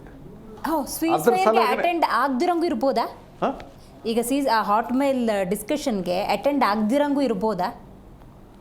DGM ಮೀಟಿಂಗಿಗೆ ಅಟೆಂಡ್ ಆಗದೇನೂ ಇರಬಹುದಾ? ಇಲ್ಲ, ನಮ್ಮ ನಿಲುವು ನಾವು ಸ್ಪಷ್ಟವಾಗಿದ್ದೀವಿ ಅಂತ ಹೇಳಿ ದಟ್ ಫ್ಯೂಚರ್ ಟೆಲ್ಸ್. ಇದೇನಪ್ಪ ಅಂದ್ರೆ ನೋ ಅವ್ರು ಕ್ಯಾನ್ಸಲ್ ಮಾಡ್ಬೋದು. ಬಟ್ ನಾರ್ಮಲಿ ಏನಂತಂದ್ರೆ ಈಗ ಒಂದು ಸಲ ಥರ್ಡ್ ಪಾರ್ಟಿ ಟ್ರಂಪ್ನ ಮಧ್ಯಸ್ಥೆಯಲ್ಲಿ ಇದಾಗ್ಯದಂತಂದ್ರೆ ಸೊ ಅವ್ರು ಏನೇನೇನೋ ಶೆಡ್ಯೂಲ್ ಇನ್ನು ಮುಂದೆ ಬರ್ತಾವೆ. Meetings between foreign secretaries, meeting between foreign ministers, meeting between 2 prime ministers, meeting between DGMO. So ಇವೆಲ್ಲ ರಿಲೇಟೆಡ್ ಇವೇನಪ್ಪ ಅಂದ್ರೆ series of talks will go on in a third place. May be third place. But ಅದಕ್ಕೆ ನಮ್ಮ ಇಂಡಿಯಾದವ್ರು ಏನಂತಂದ್ರೆ ಇದನ್ನ we do not want a third person to comment tell. ನಮ್ಮಿಬ್ಬರ ಮಧ್ಯದಲ್ಲಿ ಮೂರನೇದವರು ಬಂದು ಇದು ಮಾಡಬ ಅದು that is what Shimla agreement is, that is what we should also stick. ಯಾಕಂದ್ರೆ ನಾಳೆ ಥರ್ಡ್ ಪಾರ್ಟಿ ಬಂದು ಥರ್ಡ್ ಪಾರ್ಟಿ ಪಾಕಿಸ್ತಾನ ಈ ಥರ್ಡ್ ಪಾರ್ಟಿ ಅಂದ್ರೆ ಯಾರು? ಚೀನಾ ಅಂತಾರೆ, okay I will become third party, ನಿಮ್ಮಿಬ್ಬರ ಪ್ರಾಬ್ಲಮ್ ನಾವು ಸಾಲ್ವ್ ಮಾಡ್ತೀವಿ ಬರ್ರಿ ಅಂತ ನೋ ನೀನೇನು ಸಾಲ್ವ್ ಮಾಡ್ತಿದ್ದೆ, ನೀನು ಅವರು ಅಲ್ಲ ಇದ್ದಂಗೆ. ಇವನ್ ಅಮೆರಿಕ ಇದರಲ್ಲಿ ಇದಿದೆ. ಬೈ ಚಾನ್ಸ್ ರಷ್ಯಾ ಏನಂತಾರೆ ಓಕೆ ವಿಲ್ ಮೀಡಿಯೇಟ್ ಅಂತಂದ್ರೆ ಏನೋ ನೋಡ್ಬೋದು ಓಕೆ ಅಂತ ಅನ್ಬೋದು. ಅವರು ಓಕೆ ಆಗಲ್ಲ, ಚೀನಾದು ಪಾಕಿಸ್ತಾನದವ್ರು ಅದನ್ನ ಓಕೆ ಆಗೋದಿಲ್ಲ. ಸೊ ಆ ಥರ ಸರ್. ಈಗ ಪಾಕಿಸ್ತಾನಕ್ಕೆ ಎಷ್ಟು ನಷ್ಟವಾಗಿದೆ ಅನ್ನೋದ್ರ ಬಗ್ಗೆ ಮಾತಾಡ್ತೀವಿ. ಅದನ್ನು ರಿಕವರ್ ಮಾಡೋಕ್ಕೆ ಅವರಿಗೆ ಬೇಕಾದಷ್ಟು ಟೈಮ್ ಬೇಕಲ್ವಾ ಅಂತ. ಯಾಕೆ ಈ ಪ್ರಶ್ನೆ ಅಂತ ಹೇಳಿದ್ರೆ, ಒಂದು ಕಡೆ ಒಂದಷ್ಟು ಆರ್ಥಿಕವಾಗಿ ನಾಶ ಆಗಿದೆ, ಅದು ಉಗ್ರನ್ನ ಇಟ್ಕೊಂಡು ಉಗ್ರ ಚಟುವಟಿಕೆಗೆ ಪ್ರೋತ್ಸಾಹ ಕೊಡ್ತಿರೋದ್ರಿಂದಾನೆ. ಮಗದೊಂದು ಕಡೆ IMF ಕಡೆಯಿಂದ ಅವ್ರು ಸಾಲನೂ ಪಡ್ಕೋತಾರೆ. That is a strange thing. ಇವರು ಈ ಸಾಲ ತಗೊಂಡು ಕೂಡಲೇ ಸಾಲ ಕೊಡಬೇಡಿ ಅಂತ ಈಗ ಎಲ್ಲರದು ಏನಪ್ಪ ಅಂದ್ರೆ ಸಿಟ್ಟು ಬರೋದು ಏನಂತಂದ್ರೆ ನೀವು ಅಪೋಸ್ ಮಾಡಿದ್ರಿ, ಇಂಡಿಯಾ ಅಪೋಸ್ ಮಾಡಿತ್ತು ಅದು ಸರ್. IMF ಮೀಟಿಂಗ್ ಒಳಗೆ ಅವ್ರಿಗೆ ಸಾಲ ಕೊಡಬೇಡಿ ಅಂತ ಹೇಳೋಕ್ಕಾಗಲ್ಲ, ಬಟ್ ಕ್ಲೇಮ್ ಮಾಡ್ತಿರಂಗೆ ಅಂದರೆ ಅಭಿಪ್ರಾಯದಿಂದ ಹಿಂದೆ ಸರಿಬೋದು ಅಂತ ಅಷ್ಟೇನೋ. ಇಲ್ಲ ಈಗ IMF ಯಾರಿಗೆ ಲೋನ್ ಕೊಡ್ತಾರೆ ಯಾರಿಗೆ ಬಿಡ್ತಾರೆ, ದರ್ ಇಸ್ ಅ ಬಾಡಿ. ಪ್ರತಿಯೊಬ್ಬರ ಹಣದ ಶೇರ್ ಇದೆ. ಅಮೆರಿಕದ 16% ಇದೆ, ಚೈನಾದ 6% ಇದೆ, UKದ 4% ಇದೆ, ನಮ್ಮ ಶೇರ್ 2% ಇದೆ. ಸೊ ಪ್ರತಿಯೊಬ್ಬರು ತಮ್ಮದೇ ಆದಂಥ ಏನಂತಂದ್ರೆ ಇದು ಮಾಡ್ಬೋದು. ಏನಂತಂದ್ರೆ ಅವ್ರು ಲೋನ್ ತಗೊಳ್ತಾರೆ, ಲೋನ್ ತೀರಿಸ್ತಾರೆ. ಬಟ್ ನಮ್ಮದು ಕಂಡೀಷನ್ ಏನಾಕಿದ್ದಪ್ಪ ಅಂದ್ರೆ ಈ ಲೋನನ್ನ ಸ್ಟಾಪ್ ಮಾಡ್ರಿ, ಹೌದು, ಡಿಲೇ ಮಾಡ್ರಿ. ಯಾಕಂದ್ರೆ ನೀವು ಈ ಲೋನ್ ಕೊಟ್ಟ ಕೂಡಲೇ is not gone to buy grains, is gone to buy weapons only. So ಅದು ಲೋನ್ ಸ್ಯಾಂಕ್ಷನ್ ಆಯ್ತಲ್ಲ ಇದು IMFದಿಂದ. ಸೊ ಇದೇನಪ್ಪ ಲೋನ್ ಸ್ಯಾಂಕ್ಷನ್ ಆದ ಬಳಿಕನ ನೀವು ಸೀಸ್ಫೈರ್ಗೆ ಹೆಂಗೆ ಒಪ್ಪಿದ್ರಂತ ಈಗ ಜನರದ ಸಿಟ್ಟಿಗೆ ಅಷ್ಟೊಂದು ನಿಮ್ ಪ್ರೂಫ್ ಸಿಕ್ತಿದ್ದಾಗ ಅಂತ. ಏನು ನಿಮ್ದು ಏನಾದ್ರೂ ವೀಕ್ನೆಸ್ ಇದೆ ಇಮಿಡಿಯೇಟ್ಲಿ ಇದು ಮಾಡಕ್ಕೆ ಏನಿರುತ್ತೆ ಮಿಲಿಟರಿ ಅಡ್ವಾಂಟೇಜ್. ಈಗ ಆಲ್ಮೋಸ್ಟ್ ಒಂದು ಟಾಪ್ ಒಂದೊಳ್ಳೆ ರೀಸನ್ ಇಟ್ಕೊಂಡು ಒಂದು ಸರಿಯಾದಂಥ ಜಾಗದಲ್ಲಿದೆ ಈಗ ಭಾರತ. ಅಂದ್ರೆ ಈ ಇನ್ನು ಮುಂದೆ 50 ವರ್ಷದವರೆಗೆ ಈ ಕಂಡೀಷನ್ ಬರೋದಿಲ್ಲ. ಹೌದು ಹೌದು ಹೌದು. ಇನ್ನು 50 ವರ್ಷದ ಈಗ 1971 ಯುದ್ಧ ಆದ ನಂತರ ಇಂಥ ಒಂದು ಮಿಲಿಟರಿ ಸುಪೀರಿಯರಿಟಿ ತೋರ್ಸೋದಕ್ಕೆ ಏನಂತಂದ್ರೆ ಇದೊಂದು ಚಾನ್ಸ್ ಇತ್ತು. ಇದೊಂದು 2 ದಿವಸ ಏರ್ಫೋರ್ಸ್ 2 ದಿವಸ ಮಿಸೈಲ್ಗಳು ಫೈರ್ ಆಗಿದ್ದು ಅಂತಂದ್ರೆ ಅವ್ರದ್ದು ಪಾಕಿಸ್ತಾನದ ಫೈಟಿಂಗ್ ಪೊಟೆನ್ಷಿಯಲ್ 50% ಹಾಳಾಗಿಬಿಡ್ತಿತ್ತು. ಅಂದ್ರೆ ಅವರು ಮೊದಲೇ ಎಕನಾಮಿಕ್ ವೀಕ್ ಇದ್ದರು, ಮತ್ತು ಇದು ರೀಕೂಪ್ ಮಾಡೋದಕ್ಕೆಲ್ಲ ಎಕನಾಮಿಕಲಿ ಇದಾಗ್ತದೆ, ಮತ್ತು ಅವ್ರ ಇಂಟರ್ನಲ್ ಡಿಸ್ಟರ್ಬೆನ್ಸ್ ಏನದ ಅವು ಇನ್ಕ್ರೀಸ್ ಆಗ್ತವೆ. ಸೊ ಇವೆಲ್ಲ ಚೇತರಿಸ್ಕೊಳ್ಳೋಕೆ 50 ವರ್ಷ ಬೇಕಾಗಿತ್ತು. ಇವ್ರು ಏನಂತಂದ್ರೆ ಇವನ್ 1 ಡೇ ಡಿಲೇ ಮಾಡಿ 2 ಡೇ ಡಿಲೇ ಮಾಡಿದ್ರಂದ್ರೆ ಅದಕ್ಕಾಗಿ ಈಗ ಏನಪ್ಪ ವಾಟ್ ಟು ಸೇ. ಈಗ ನನ್ಗೆ ಅರ್ಥ ಆಯ್ತು. ಈಗ ಜನಸಾಮಾನ್ಯರ ಆಕ್ರೋಶನೇ ಪಹಲ್ಗಾಮಲ್ಲೇ ಸಿಟ್ಟಿಗೆದ್ದಿದ್ರು ಜನ. ಆ ಕಡೆ ಲೋನ್ ಕೊಟ್ಟಾಗ ಅಯ್ಯೋ ದೇವ್ರೆ ಲೋನ್ ಕೊಟ್ಟರು ಸೀಸ್ಫೈರ್ಗೆ ಒಪ್ಕೊಂಡಿದಾರಲ್ಲ ಅಂತ ಒಂದು ಮೂಮೆಂಟ್ ಇದೆ. ಇದು ಜನರ ಭಾವನೆ ಸರ್. ಸೇನೆಯಲ್ಲಿ ನನ್ನ ಪ್ರಾಣಕ್ಕಿಂತ ನನ್ನ ದೇಶ ಮುಖ್ಯ ಅಂತ ನಿಂತ್ಕೊಂಡಿರುವಂಥ ನಿಮ್ಮಂಥ ಸೇನೆಯಲ್ಲಿವ್ರಿಗೆ ಆ ಡಿಸಿಷನ್ ದೊಡ್ಡ ಮಟ್ಟದಲ್ಲಿ ತಗೊಂಡು ನಿಮಗೆ ಇನ್ಸ್ಟ್ರಕ್ಷನ್ ಕೊಡ್ತಿದ್ದಾಗ ಅವ್ರ ಭಾವನೆಗಳು ಹೆಂಗಾಗ್ತಾ ಇರ್ತವೆ ಸರ್? ಏನು ಈಗ ಮನುಷ್ಯ ಯುದ್ಧಕ್ಕೆ ಹೋದಾಗ ಅಗದಿ ಹೈ ಸ್ಪಿರಿಟ್ದಿಂದ ಹೋಗ್ತಾರೆ. ಹೌದು. ಈಗ ಸ್ಪೆಷಲಿ ವೆನ್ ನಾವು ಗೆಲ್ತಕ್ಕಂಥ ಪೊಸಿಷನ್ದಲ್ಲಿ ಇದ್ದಾಗ ಬೇಡ ವಾಪಸ್ ಬಂದ್ಬಿಡು ಅಂತ ಕರೆದಾಗ ನಿಮ್ಗೆ ಹೆಂಗೆ ಅನಿಸ್ತದೆ? ಸೊ ಅದೇ ಫೀಲಿಂಗ್ ಅವರಲ್ಲಿ ಇರ್ತದೆ. ಈಗ ಅಗದಿ ಏನಂತಂದ್ರೆ air force superior, missile system superior, sub technology superior, ಅದು ಎಲ್ಲ superior. One of the reasons ಏನಂತಂದ್ರೆ ಅಮೇರಿಕಾಗೆ they must be getting a beating. ಅಂದ್ರೆ ಅವ್ರದ್ದು ಎಕ್ವಿಪ್ಮೆಂಟ್ಸ್ ಹಾಳಾಗ್ತವೆ. ಈಗ ಬೈ ಚಾನ್ಸ್ ನೀನು 2 F-16 ಹೊಡೆದಾಕಿದ್ದು, J-17 ಏರ್ಕ್ರಾಫ್ಟ್ಸ್ ಹೋಗಿದೆ. ಅವರು ಚೈನಾ ಮತ್ತು ಅಮೇರಿಕ 2 ಮಧ್ಯದಲ್ಲಿ ಏನಾಗಿರ್ತದೆ ಅಂತಂದ್ರೆ ಇದು ಹಿಂಗೆ ಕಂಟಿನ್ಯೂ ಆಯ್ತಂದ್ರೆ ನಮ್ಮದು ಡಿಫೆನ್ಸ್ ಮಾರ್ಕೆಟ್ ಏನಿದೆಯಲ್ಲ ಅದು ಕೊಲ್ಯಾಪ್ಸ್ ಆಗ್ತದೆ. ಕೊಲ್ಯಾಪ್ಸ್ ಎಲ್ಲಿವರೆಗೆ ಆಗ್ತದೆ ಅಂತಂದ್ರೆ ಎಷ್ಟೆಷ್ಟು ಡೀಲ್ ಮಾಡ್ಕೊಂಡಿರ್ತಾರೆ. ಎಷ್ಟು ಅಂದರೆ further purchase of arms, ammunition, systems ಇವೆಲ್ಲ ಏನಪ್ಪ ಅಂದ್ರೆ ಆರ್ಥಿಕವಾಗಿ ಇಬ್ಬರಿಗೆ ಹೊಡೆತ ಬೀಳ್ತದೆ. So that is one of the ಅವರು ಚೈನಾ ಮನಸ್ಸಿನಲ್ಲೂ ಇದೇ ಬಂದಿರ್ತದೆ, ಅಮೇರಿಕ ಮನಸ್ಸಿನಲ್ಲಿ ಇದೇ ಬಂದಿರ್ತದೆ. ಸರ್ ಹಂಗಾದ್ರೆ ಈಗ ವಾಟ್ ನೆಕ್ಸ್ಟ್ ಅಂದರೆ ಸಾಯಂಕಾಲದ ಮೀಟಿಂಗ್ನಲ್ಲಿ ಏನಾದರೂ ಡಿಸ್ಕಷನ್ ಆಗ್ತವ? ಈಗ ಮೋದಿಯವರು ಕೂಡ ಮೀಟಿಂಗ್ ಮಾಡ್ತಿದ್ರಲ್ಲ, ಅಲ್ಲಿ ಯಾವ ಥರ ಚರ್ಚೆಗಳು ನಡೀತವೆ ಅಂತ ಹೇಳಿ ನಾವೇನು ಚರ್ಚೆ ಮಾಡಕತ್ತೀವಲ್ಲ ಇವೆ ಇದೇ ಟೈಪ್ ಚರ್ಚೆಗಳು ಅಲ್ಲಿ ಆಗ್ತಿರ್ತವೆ. ನಾರ್ಮಲಿ ಸರ್ ಇದು ಏನು ಅಂದರೆ ಸಾಮಾನ್ಯ ಜನರ ಭಾವನೆಗಳು ಸರ್. ಈಗ ನಮ್ಗೆ ಎಷ್ಟು ಮೇಲ್ಗಳು ಬರ್ತವೆ, ಮೆಸೇಜ್ಗಳು ಬರ್ತವೆ, what they are going to do, ಈ ಥರದ್ದು ಒಂದಷ್ಟು ಪ್ರಶ್ನೆಗಳಿರ್ತವೆ. ಇನ್ನೂ ಕಿಚ್ಚಬೇಕಾ, ಇದಕ್ಕಿಂತ ಕಿಚ್ಚಬೇಕಾ ಅಂತ ಕೇಳ್ತಾರೆ. ಹೌದು, ಇದು ಏನಂತಂದ್ರೆ ಈಗ ಮೊದಲು ಈಗ ಫಸ್ಟ್ ಡೇ ಸ್ಟ್ರೈಕ್ ಏನು ಮಾಡಿದ್ರಲ್ಲ, ಸ್ಟ್ರೈಕ್ ಮಾಡಿದ್ರೆ ಗೌರ್ಮೆಂಟ್ ಅಗದಿ ಸ್ಟ್ರಾಂಗ್ ಪೊಸಿಷನ್ದಲ್ಲಿತ್ತು. ಹೌದು. ಆಮೇಲೆ ಎರಡನೇ ಟೈಮ್ ಕೌಂಟರ್ ಅಟ್ಯಾಕ್ ಮಾಡಿದ್ರು ಅವರು, ಅದಕ್ಕೆ ಸರಿಯಾಗಿ ರಿಪ್ಲೈ ಕೊಟ್ಟಿದ್ದು. ಸೊ ಇದು ಏನಪ್ಪ ಅಂದ್ರೆ 3 ದಿವಸದ ಅಚೀವ್ಮೆಂಟ್ ಏನಿದೆಯಲ್ಲ, ಪೊಲಿಟಿಕಲಿ ಇದು ಡೌನ್ ಆಗಿದೆ. ಮಿಲಿಟರಿಲಿ ಅವ್ರು ಏನಂತಾರೆ, ಮಿಲಿಟರಿಲಿ ನಮ್ಮದು ಈಗ ಫಾರ್ ಎಕ್ಸಾಂಪಲ್ ಒಂದು United Nations piece keeping forces ಕಳಿಸ್ತಾರೆ. ಎಲ್ಲೆಲ್ಲಿ ಡಿಸ್ಟರ್ಬೆನ್ಸ್, ಸೋಮಾಲಿಯಾ ಆಯಿತು, ಶ್ರೀಲಂಕಾ ಆಯಿತು, ಎಲ್ಲೆಲ್ಲಿ ಡಿಸ್ಟರ್ಬೆನ್ಸ್ ಇರ್ತದಲ್ಲ, ಅದಕ್ಕೆ ಏನಪ್ಪ ಅಂದ್ರೆ ನ್ಯೂಟ್ರಲ್ ಬಾಡಿ ಸೈನಿಕರನ್ನ ಕಳಿಸ್ತಾರೆ ಅಲ್ಲಿ, UN ಪೀಸ್ ಕೀಪಿಂಗ್ ಫೋರ್ಸ್ ಅಂತ ಹೇಳ್ತಾರೆ. ಅಂಥದ್ರಲ್ಲಿ ಎಲ್ಲದಕ್ಕಿಂತ ಶ್ರೇಷ್ಠವಾದ ಆರ್ಮಿ ಅಂತ ತಿಳ್ಕೊಂಡು UN ಕನ್ಸಿಡರ್ ಮಾಡಿದೆ ಇಂಡಿಯನ್ ಆರ್ಮಿ. ಸೂಪರ್. ಸೊ ಅದಕ್ಕೆ ಏನಪ್ಪ ಅಂದ್ರೆ ಒಂದು ಕ್ರೆಡಿಬಿಲಿಟಿ ಹಾಳಾಯ್ತು ಈಗ. ಕ್ರೆಡಿಬಿಲಿಟಿ ಕೆಲವೊಂದು ಮೀಡಿಯಾ ಚಾನಲ್ಸ್ ಏನು ಹೇಳಿದ್ರು, ಲಾಹೋರ್ವರೆಗೆ ಟ್ರೂಪ್ಸ್ ಹೋಗಿಬಿಟ್ಟಿದ್ದಾರೆ, ಕರಾಚಿ ಕಂಪ್ಲೀಟ್ಲಿ ಡಿಸ್ಟ್ರಾಯ್ ಆಯಿತು. ಇವೆಲ್ಲ ಫೇಕ್ ನ್ಯೂಸ್.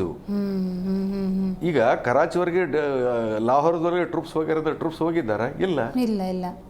ನೀವು ನಿಮ್ಮ TRP ಇನ್ಕ್ರೀಸ್ ಮಾಡೋದಕ್ಕೆ ನೀವು ಫೇಕ್ ನ್ಯೂಸ್ ಇದು ಮಾಡಿಕೊಂಡು ಅದರದ್ದು ಒಂದು ಚುಕ್ಕೆ, ಬ್ಲ್ಯಾಕ್ ಚುಕ್ಕೆ ಇವನ್ ಸೈನ್ಯದ ಮೇಲೆ ಇಟ್ಟಂಗಾಯ್ತು. ಹೌದು ಸರ್. ಈಗ ಸರ್ಕಾರದ ಕ್ರೆಡಿಬಿಲಿಟಿ, ಸರ್ಕಾರದ ಬಗ್ಗೆ ಈಗ ರಾಜಕೀಯವಾಗಿ ಸ್ವಲ್ಪ ನೋಡೋದಾದ್ರೆ, ರಾಜತಾಂತ್ರಿಕವಾಗಿ ಪಾಕಿಸ್ತಾನ ಹೆಂಗೆ ಕಟ್ ಹಾಕಬೇಕು ಅದನ್ನು ಮಾಡಿದ್ರು, ಸ್ಟೆಪ್ ಬೈ ಸ್ಟೆಪ್ ತಗೋತಾ ಇದ್ದಾರೆ ಡಿಸಿಷನ್ನ. ಇಷ್ಟು ವರ್ಷದಲ್ಲಿ ಸಿಗದಿರುವಂಥ ಚಾನ್ಸ್ ಇವಾಗ ಸಿಕ್ಕಿದೆ ಪಾಕಿಸ್ತಾನಕ್ಕೆ ಬುದ್ಧಿ ಕಲಿಸೋಕ್ಕೆ ಅಂತಿದ್ದಾಗ, ನರೇಂದ್ರ ಮೋದಿ ಮೇಲೆ ಇನ್ನೂ ಒಂದಷ್ಟು ಜನ ವಿಶ್ವಾಸ ಇಟ್ಕೊಂಡಿರೋರು ಇದ್ದಾರೆ, ವಿಶ್ವಾಸ ಕಳ್ಕೊಂಡವರು ಇದ್ದಾರೆ. ಸೊ ಹಾಗಾಗಿ ಪೊಲಿಟಿಕಲಿ ಮಾತಾಡೋದಾದ್ರೆ ಒಂದೊಂದು ಡಿಸಿಷನ್ ಅನ್ನೋದು ಎಷ್ಟರ ಮಟ್ಟಿಗೆ ಅವರ ಕ್ರೆಡಿಬಿಲಿಟಿನ ಹಾಳು ಮಾಡುತ್ತೆ, ಕೇಂದ್ರ ಸರ್ಕಾರದ ಕ್ರೆಡಿಬಿಲಿಟಿನ ಹಾಳು ಮಾಡ್ಬೋದು ಅಂತ. ಈಗ ಪೊಲಿಟಿಕಲಿ ಏನಾಗ್ತದೆ ಹೇಳಕ್ ಬರೋದಿಲ್ಲ, ಬಟ್ ಒಂದು ಸ್ಟ್ರಾಂಗ್ ಪೊಸಿಷನಲ್ಲಿ ಇರ್ತಕ್ಕಂಥ ಪ್ರೈಮ್ ಮಿನಿಸ್ಟರ್ ಏನಿದ್ನಲ್ಲ, ನಂದು ಎಕ್ಸ್ಪೀರಿಯನ್ಸ್ ಹೇಳೋ ಪ್ರಕಾರ ಈ ಒಂದು ಸೀಸ್ಫಾರ್ದಿಂದ ಆತನ ಸ್ಟ್ಯಾಚರ್ ಕಡಿಮೆ ಆಗಿದೆ. ಏನಂತಂದ್ರೆ ಈಗ ಅಷ್ಟು ಕಮಾಂಡಿಂಗ್ ಪೊಸಿಷನ್ದಲ್ಲಿ ಬರೋದಿಲ್ಲ. ಯಾಕಂದ್ರೆ ಎಲ್ಲರ ಅಪೋಸಿಷನ್ ಲೀಡರ್ ಅವರು ಇವರು ಕ್ವಶನ್ ಮಾಡ್ತಾರೆ, ಯಾಕೆ ಅಂದರೆ ಅವ್ರು ಏನಾದರೂ ಕಂಡೀಷನ್ ಹಾಕಿ ಸರೆಂಡರ್ ಇದು ಸೀಸ್ಫೈರ್ ಒಪ್ಕೊಂಡಿದ್ರಂದ್ರೆ ಫೈನ್. ಮೊದಲು ಕಂಡೀಷನ್ ಯಾವ್ಯಾವ ಹಾಕಿದ್ರು ಅದನ್ನ ಅವರು ಹೇಳ್ಬೋದಾ? ಅಂದರೆ ಈ ಕಾರಣಕ್ಕಾಗಿ ಸೀಸ್ಫೈರ್ಗೆ ನಾವು ಒಪ್ಪಿಕೊಂಡಿದ್ದೇವೆ ಅಂತ ಭಾರತ, ಕೇಂದ್ರ ಸರ್ಕಾರ, ಮೋದಿ ಅಥವಾ ರಕ್ಷಣಾ ಇಲಾಖೆಯವರು ಅನೌನ್ಸ್ ಮಾಡ್ಬೋದಾ? ಅವರು ಸೀಕ್ರೆಟ್ ಆಗಿ ಇರ್ಬೋದು ಅಥವಾ ಹೇಳ್ಬೋದು. Need to basis are confidential maintain ಮಾಡಂಗಿದ್ರೆ ಕಾನ್ಫಿಡೆನ್ಷಿಯಲ್ ಮೇಂಟೈನ್ ಮಾಡ್ತಾರೆ. ಬಟ್ ಅಲ್ಲಿ ತನಕ ಜನ ಗೊಂದಲದಲ್ಲಿ ಇರ್ತಾರಲ್ಲ. ಗೊಂದಲದಲ್ಲಿ ಅಂತೂ ಇರ್ತಾರೆ, ಇಷ್ಟು ಮಾತ್ರ ಕರೆ. ಗೊಂದಲದಲ್ಲಿ ಇದು ಏನಪ್ಪ ಅಂದ್ರೆ ಕ್ಲಾರಿಟಿ ಇನ್ನೂ ಭಾಳ ದಿವಸವರೆಗೆ ಇದರ ಕ್ಲಾರಿಟಿ ಸಿಗದಲ್ಲಿ ಅಷ್ಟು ವೈ ಸೀಸ್ಫೈರ್ ವಾಸ್ ಅಗ್ರೀಡ್. ಏನು ನಿಮ್ಗೆ ಟ್ರಂಪ್ ಅವರು ಬ್ಲ್ಯಾಕ್ ಮೇಲ್ ಮಾಡಿದ್ರ ಅಥವಾ ಟ್ರಂಪ್ ಕ್ರೆಡಿಟ್ ತಗೊಳಕ ಹೋಗಿದ್ದ, ನೀವು ಅದಕ್ಕೆ ಹೆಲ್ಪ್ ಮಾಡಿದಂಗೆ ಆಯ್ತು, ಏನೋ ಸಮಥಿಂಗ್ ಇಸ್ ಅಲ್ಲ ಸರ್. ಹಂಗಾದ್ರೆ ಈಗ ಹೆಂಗಾಯ್ತು ಅಂದ್ರೆ ರೈಟ್ ನೋ ಸಿಚುವೇಶನ್, ಅದು ಯಾರೋ ಉಗ್ರರು ಬಂದು ಭಾರತದ ನಾಗರಿಕರನ್ನು ನಾವು ಕೊಂದುಬಿಟ್ವಿ ಅಂತ ಹೀರೋಗಳಾದ್ರು. ಪಾಕಿಸ್ತಾನದಲ್ಲಿ ಅವ್ರು ಹೀರೋಗಳಾದ್ರು, ಅಥವಾ ಉಗ್ರ ಪೋಷಕರಿಗೆ ಅವ್ರು ಹೀರೋಗಳಾಗ್ಬಿಟ್ರು. ಇತ್ತ ಕಡೆ ಭಾರತ ನೋಡಿ ಪಹಲ್ಗಾಮ್ ಉಗ್ರರ ದಾಳಿ ಆಯಿತು, ಅದಕ್ಕೆ ನೋಡಿ ಆ ಉಗ್ರನ್ನ ಸದೆ ಬಿಡಬೇಕು ಅಂತ ಹೇಳಿ 9 ತಾಂಡಗಳ ಮೇಲೆ ನಾವು ಅಟ್ಯಾಕ್ ಮಾಡಿದ್ವಿ ಅಂತ ಇವರು ಹೀರೋ ಆದರು. ಇಂಟರ್ಫಿಯರ್ ಆಗಿಬಿಟ್ಟು ಏನೋ ವಿಶ್ವದ ದೊಡ್ಡಣ್ಣ ಅಂತ ಕರೆಸ್ಕೊಳ್ಳೋ ಈಗ ಅಮೇರಿಕಾ ಟ್ರಂಪ್ ಬಂದುಬಿಟ್ಟು ನೋಡಿ ಅವರಿಬ್ಬರದ್ದು ದೊಡ್ಡ ದೇಶಗಳ ಜಗಳನ ನಾನು ಕಮ್ಮಿ ಮಾಡಿದೆ, ನಾನು ಶಮನ ಮಾಡ್ತೀನಿ ಅಂತ ಅವರು ಹೀರೋ ಆದರು. ಆದರೆ ಇಲ್ಲಿ ಕಿಚ್ಚನಿಟ್ಕೊಂಡು ಕಾಯ್ತಾ ಇರೋರು ಭಾರತೀಯರು ಸರ್. 26 ಕುಟುಂಬಗಳ ಕಣ್ಣೀರಿನ್ನೂ ಆರಿಲ್ಲ ಅಂತ ಸಿಚುವೇಶನ್ ಇದೆ. ಇವತ್ತು 26 ಆಗ್ಬೋದು, ನಾಳೆ 46 ಆಗ್ಬೋದು, ಅಥವಾ ಭಾರತದ ಒಳಗೆ ಇರುವಂಥ ಆ ಉಗ್ರ ಪೋಷಕರು ಇರ್ತಾರಲ್ಲ, ಇಲ್ಲೆಲ್ಲಿಂದನೂ ಸಪೋರ್ಟ್ ಮಾಡೋ ಅವ್ರು ಎಲ್ಲೆಲ್ಲಿ ಏನೇನು ಮಾಡ್ತಾರೆ ಅಂತ ಹೆಂಗೆ ಇದನ್ನು ತಪ್ಸೋಕ್ಕಾಗುತ್ತೆ? ಅದಕ್ಕೆ ಶಾಶ್ವತ ಪರಿಹಾರ ತಗೊಳ್ಳೋದಕ್ಕೆ ಇದೊಂದು ಅವಕಾಶ ಅಲ್ವಾ? ಇದೊಂದು ದೊಡ್ಡ ಅವಕಾಶ. ಯಾಕಂದರೆ ಪಾಕಿಸ್ತಾನ ಒಂದು ವೇಳೆ ಸೀರಿಯಸ್ಲಿ ಒಂದು ವೇಳೆ ಕೋಆಪರೇಟ್ ಮಾಡಿದರು ಆಯ್ತು, ಇನ್ನು ಮೇಲಿಂದ ನಾವು ಏನಪ್ಪ ಅಂದ್ರೆ ಟೆರರ್ ಸಲುವಾಗಿ ನಿಮ್ಗೆ ಒಂದು ಚಾನ್ಸ್ ಕೊಡೋದಿಲ್ಲ ಇಲ್ಲಿ. ಅವ್ರಿಗೆ ಮನ್ಸು ಮಾಡಿದ್ರೆ ಅವ್ರು ಟೆರರ್ ಕ್ಯಾಂಪ್ಸ್ ಎಲ್ಲ ಡಿಸ್ಟ್ರಾಯ್ ಮಾಡ್ಬೋದು. ಡಿಸ್ಟ್ರಾಯ್ ಅನ್ನೋಕೇನು ಅವರೇ ಮಾಡ್ಬೋದು. ಒಂದು ವೇಳೆ ಏನಂತಂದ್ರೆ ಇವ್ರನ್ನ ಸಾಕೊಂಡು ನಮ್ಮ ದೇಶ ಹಾಳಾಗೋ ಪರಿಸ್ಥಿತಿಯಲ್ಲಿ ಬಂದಂತಕ್ಕೊಂದು ಟೆರರ್ ಕ್ಯಾಂಪ್ಸ್ನೆಲ್ಲ ಏನಪ್ಪ ಅಂದ್ರೆ ಅಭಿ से कुछ नहीं, सारा जितना भी आर्म्स अम्युनिशन है जमा कर दो ಅಂತಕೊಂಡು ಏನು ಬೇಕಾದ್ರೂ ಮಾಡ್ಬೋದು. ಪಾಸಿಟಿವ್ ಸ್ಟೆಪ್ ಮಾಡ್ತಾರ, ಅದೊಂದು ಪ್ರಶ್ನೆ ಅಲ್ಲ. ಒಬ್ಬ ಒಳ್ಳೆ ಲೀಡರು, ಒಬ್ಬ ಒಳ್ಳೆ ಇದನ್ನಪ್ಪ ಅಂತಂದ್ರೆ ಈ ಥರ ಮಾಡಕ್ಕೆ ಸಾಧ್ಯ. ಬಟ್ ಅಲ್ಲಿ ಏನಿದೆ ಅಂತಂದ್ರೆ ಪಾಕಿಸ್ತಾನದ ಪೊಸಿಷನ್ ಹೆಂಗಿದೆ ಅಂದ್ರೆ ಪೊಲಿಟಿಕಲಿ ಭಾಳ ವೀಕ್ ಇದೆ ಅದು. ಸೊ ಒಂದು ಸ್ಟ್ರಾಂಗ್ ಪೊಲಿಟಿಕಲ್ ಲೀಡರ್ಶಿಪ್ ಇಲ್ಲ ಅಲ್ಲಿ. ಆಮೇಲೆ ಅವ್ರದ್ದು power centre is only 1/3 of the region. Punjab, Sindhu ಅವರೇ ಪ್ರೈಮ್ ಮಿನಿಸ್ಟರ್ ಆಗ್ಬೇಕು, ಅವರೇ ಗವರ್ನರ್ಸ್ ಆಗಬೇಕು, ಅವ್ರದಲ್ಲೇ ವೆಲ್ತ್ ಇರಬೇಕು. ಉಳಿದದ್ದು ಎಲ್ಲ ನೆಗ್ಲೆಕ್ಟೆಡ್ ಅದು. ಜನರದ್ದು ಈಗ ಜನರದ ಆಕ್ರೋಶನ ಅಲ್ಲಿರ್ತದೆ. ಸರ್, ಹಾಗಾದ್ರೆ ನರೇಂದ್ರ ಮೋದಿ ಅವರು ಮುಂದೆ ಮೀಟಿಂಗ್ ಆದ್ಮೇಲೆ ಒಂದು ಮಾತನ್ನೇನೋ ಹೇಳ್ತಿದ್ರು, ಈ ಉಗ್ರ ಚಟುವಟಿಕೆ ಅದು ಎಂಥದ್ದೇ ಮೂಮೆಂಟ್ ಇದ್ರೂ ಕೂಡ ಅದು ನಾವು ಯುದ್ಧ ಅಂತ ಪರಿಗಣಿಸ್ತೀವಿ ಅಂತ. ಕಡೆ ಪಕ್ಷ ಆ ಸ್ಟೇಟ್ಮೆಂಟ್ ಮೇಲೆ ನಂಬಿಕೆ ಇಟ್ಕೋಬೋದಾ, ಭಾರತೀಯರೇ ಆಗಲಿ ಅಥವಾ ಸೇನೆಯಲ್ಲಿರೋರೇ ಆಗಲಿ? ಈಗ ನೋಡು, ಈಗ ಅವ್ರು ಏನಂದ್ರು, ಇದರ ಅರ್ಥ ಏನಂತಂದ್ರೆ ನಾಳೆಗೆ ಏನಾದ್ರೆ ಬೈ ಚಾನ್ಸ್ ಒಂದು ವಾರ ಆದ ನಂತರ ಮತ್ತೆ ಟೆರರ್ ಅಟ್ಯಾಕ್ ಆಯ್ತಪ್ಪ ಅಂದ್ರೆ ಇದೇ ಥರ ನಾವು ಪಾಠ ಕಲಿಸ್ತೀವಿ ನೋಡು ಅಂತ ಹೇಳಿದಂಗೆ ಆಯ್ತು. ಈಗ ಅದಕ್ಕೆ ಪಾಕಿಸ್ತಾನ ಏನು ಕನ್ಸಿಡರ್ ಮಾಡ್ತಂದ್ರೆ okay then after that then it is in their interest. ಈಗೇನಪ್ಪ ಅಂದ್ರೆ ಟೆರರಿಸ್ಟ್ನ ಸುಮ್ಮನೆ ಅವ್ರು ಹೋಗಿ ಬರೀ 26 ಜನರನ್ನ ಕೊಂದು ಬಂದದಕ್ಕೆ ನಮ್ದು ಎಷ್ಟು ನಾಶ ಆಯ್ತು ನೋಡಂತ ಕೊಂದು ಅವ್ರಿಗೇನಾದ್ರೂ ಬುದ್ಧಿ ಬಂತು, ಸ್ಟಾಪ್ ಮಾಡಿದ್ರು, ಇದು ಬೆಟರ್. ಬಟ್ ಇವೆಲ್ಲ ನಾವು ಎಲ್ಲ ಡಿಸ್ಕಸ್ ಮಾಡೋದು ಪಾಕಿಸ್ತಾನದ ಹಿಸ್ಟ್ರಿ, ಅದೆಲ್ಲ DNA ಎಲ್ಲ ನೋಡಿದರೆ ಅವರು ಈ ಟೆರರ್ಗೆ ಅವ್ರಿಗೆ ಬಹಳಷ್ಟು ಫೈನ್ ಲಿಂಕ್ ಆಗಿಬಿಟ್ಟಿದೆ ಅವ್ರಿಗೆ. ಪಾಕಿಸ್ತಾನ ಇಲ್ಲವೇ ಉಗ್ರತ್ವ ಇಲ್ಲ. ಈಗ ಏನಂತ ನನಗೆ ತಿಳಿದ ಮಟ್ಟಿಗೆ ಟಾಪ್ ಲೀಡರ್ಸ್ ಏನಿದ್ದಾರಲ್ಲ ಅವ್ರನ್ನ ಅಂಡರ್ ಅರೆಸ್ಟ್ ಇಟ್ಟು ಅವ್ರದ್ದೆಲ್ಲ ಅಕೌಂಟ್ ಎಲ್ಲ ಫ್ರೀಸ್ ಮಾಡಿ, ಅಥವಾ ನೀವು ಏನಂತಂದ್ರೆ ಈಗ ಆಲ್ರೆಡಿ ಪ್ರೂಫ್ ಇಂಡಿಯಾದವ್ರು ಕೊಟ್ಟಾರ, ನಾವು ವಿ ಡಿಪೋರ್ಟ್ ಟು ಇಂಡಿಯಾ, ಅವ್ರು ಏನು ಅಷ್ಟು ಮಾಡಿದ್ರೆ ಉಳಿದವ್ರದ್ದೆಲ್ಲ ತಮ್ಮ ಸ್ಥಾನ ಧೈರ್ಯ ಹೋಗಿಬಿಡ್ತದೆ. ಸೂಪರ್ ಅಲ್ಟಿಮೇಟ್ ಸರ್, ಇವತ್ತಿನ ಕಾರ್ಯಕ್ರಮದಲ್ಲಿ ಭಾಗಿಯಾಗಿ ಸದ್ಯದ ಡೆವಲಪ್ಮೆಂಟ್ಸ್ ಬಗ್ಗೆ ಮತ್ತು ಭಾರತೀಯರ ಧ್ವನಿಯಾಗಿ ಇವತ್ತು ನೀವು ಮಾತಾಡಿದ್ರೆ ಅಂದರೆ ಅವರ ಆಕ್ರೋಶ ಎಷ್ಟರ ಮಟ್ಟಿಗಿದೆ, ಎಂಥ ಡಿಸಿಷನ್ ತೊಗೊಂಡಿದ್ರೆ ಭಾರತೀಯರು ಸಮಾಧಾನ ಪಡ್ತಿದ್ರು ಅಂತೇಳಿ. Thank you so much. So ನೋಡಿದ್ರಲ್ಲ ವೀಕ್ಷಕರೇ, ಇವತ್ತಿನ ಕಾರ್ಯಕ್ರಮದಲ್ಲಿ ಸದ್ಯದ ಭಾರತ ಪಾಕ್ ಅಂದ ಸಂದರ್ಭದಲ್ಲಿ ಇಂಥ ಉದ್ವಿಗ್ನ, ಸಂದಿಗ್ಧ, ಗಂಭೀರ, ಸೂಕ್ಷ್ಮ ಸಮಯದಲ್ಲಿ ಸೀಸ್ ಫೈರ್ ಅನ್ನುವಂಥ ನಿರ್ಧಾರ ಹೊರಗೆ ಬಂದಿದೆ. ಭಾರತೀಯರಿಗೆ ಯಾರಿಗೂ ಇದು ಒಪ್ಪಿಗೆ ಇಲ್ಲ. ಒಂದಷ್ಟು ಕಂಡೀಷನ್ಗಳನ್ನು ಹಾಕಿ ಸೀಸ್ ಫೈರ್ ಅಂದರೂ ಎಸ್ ಅಂತ ಹೇಳ್ಬೋದಾಗಿತ್ತು. ಅಂಥ ಪ್ರಯತ್ನಕ್ಕೆ ಕೇಂದ್ರ ಸರ್ಕಾರ ಮುಂದಾಗಿಲ್ಲ ಅನ್ನುವಂಥ ಅಸಮಾಧಾನ ಇದೆ. ಬಟ್ ಅಲ್ಲೂ ಕೂಡ ಒಂದಷ್ಟು ಕಂಡೀಷನಿಗೆ ಬಿದ್ದಿರ್ಬೋದು, ಅಥವಾ ಯಾವುದೋ ಒಂದು ಸಿಚುವೇಶನ್ ಇರ್ಬೋದು, ಕಾನ್ಫಿಡೆನ್ಷಿಯಲ್ ಇರ್ಬೋದು, ಅದಕ್ಕೆ ಕಾಲವೇ ಉತ್ತರ ಕೊಡುತ್ತೆ. ಅಲ್ಲಿ ತನಕ ಸ್ವಲ್ಪ ತಾಳ್ಮೆಯಿಂದಿರೋಣ. ಬಟ್ ಇದೊಂದು ಸೂಕ್ತ ಸಮಯ. ಉಗ್ರತ್ವಕ್ಕೆ, ಉಗ್ರವಾದಕ್ಕೆ, ಉಗ್ರಗಾಮಿಗಳಿಗೆ ಸರಿಯಾದಂಥ ಉತ್ತರ ಕೊಡಬೇಕು ಅಂದರೆ ದೇಶದ ಪ್ರಧಾನಿ ನರೇಂದ್ರ ಮೋದಿಗೂ ಇರ್ಬೋದು, ಆಡಳಿತವನ್ನು ನಡೆಸ್ತಾ ಇರುವಂಥ NDA ಸರ್ಕಾರಕ್ಕಿರ್ಬೋದು, ಅಥವಾ ಸೇನೆಯಲ್ಲಿ ಸೇನಾ ಮುಖ್ಯಸ್ಥರಿದ್ದಾರೆ, ಸೈನಿಕರಿದ್ದಾರೆ, ಅವ್ರಿಗೂ ಕೂಡ ಅವ್ರಿಗೂ ಈಗ ಒಂದು ಸರಿಯಾದಂಥ ಪಾಠ ಕಲಿಸೋದಕ್ಕೆ ಒಂದು ಸರಿಯಾದ ಅವಕಾಶ, ಜೊತೆಗೆ ಭಾರತೀಯರಿಗೂ ಕೂಡ ಆ ಉಗ್ರತ್ವದ ವಿರುದ್ಧ ಹೋರಾಡೋದಕ್ಕೆ ಒಂದು ಸರಿಯಾದಂಥ ಅವಕಾಶ ಸಿಕ್ಕಿದೆ. ಅದನ್ನು ಈ ರಾಜಕೀಯ ನಾಯಕರು, ಸೋ ಕಾಲ್ಡ್ ಸರ್ಕಾರ ಯಾವ ರೀತಿ ನಿಭಾಯಿಸುತ್ತೆ ಅನ್ನೋದನ್ನು ಕಾದು ನೋಡೋಣ ಅಂತ ಹೇಳ್ತಾ ಇವತ್ತಿನ ಕಾರ್ಯಕ್ರಮವನ್ನು ಮುಗಿಸೋಣ. ನೋಡ್ತಾ ಇರಿ ಜೀ ಕನ್ನಡ ನ್ಯೂಸ್, ಸತ್ಯವೇ ಸುದ್ದಿಯ ಜೀವಾಳ.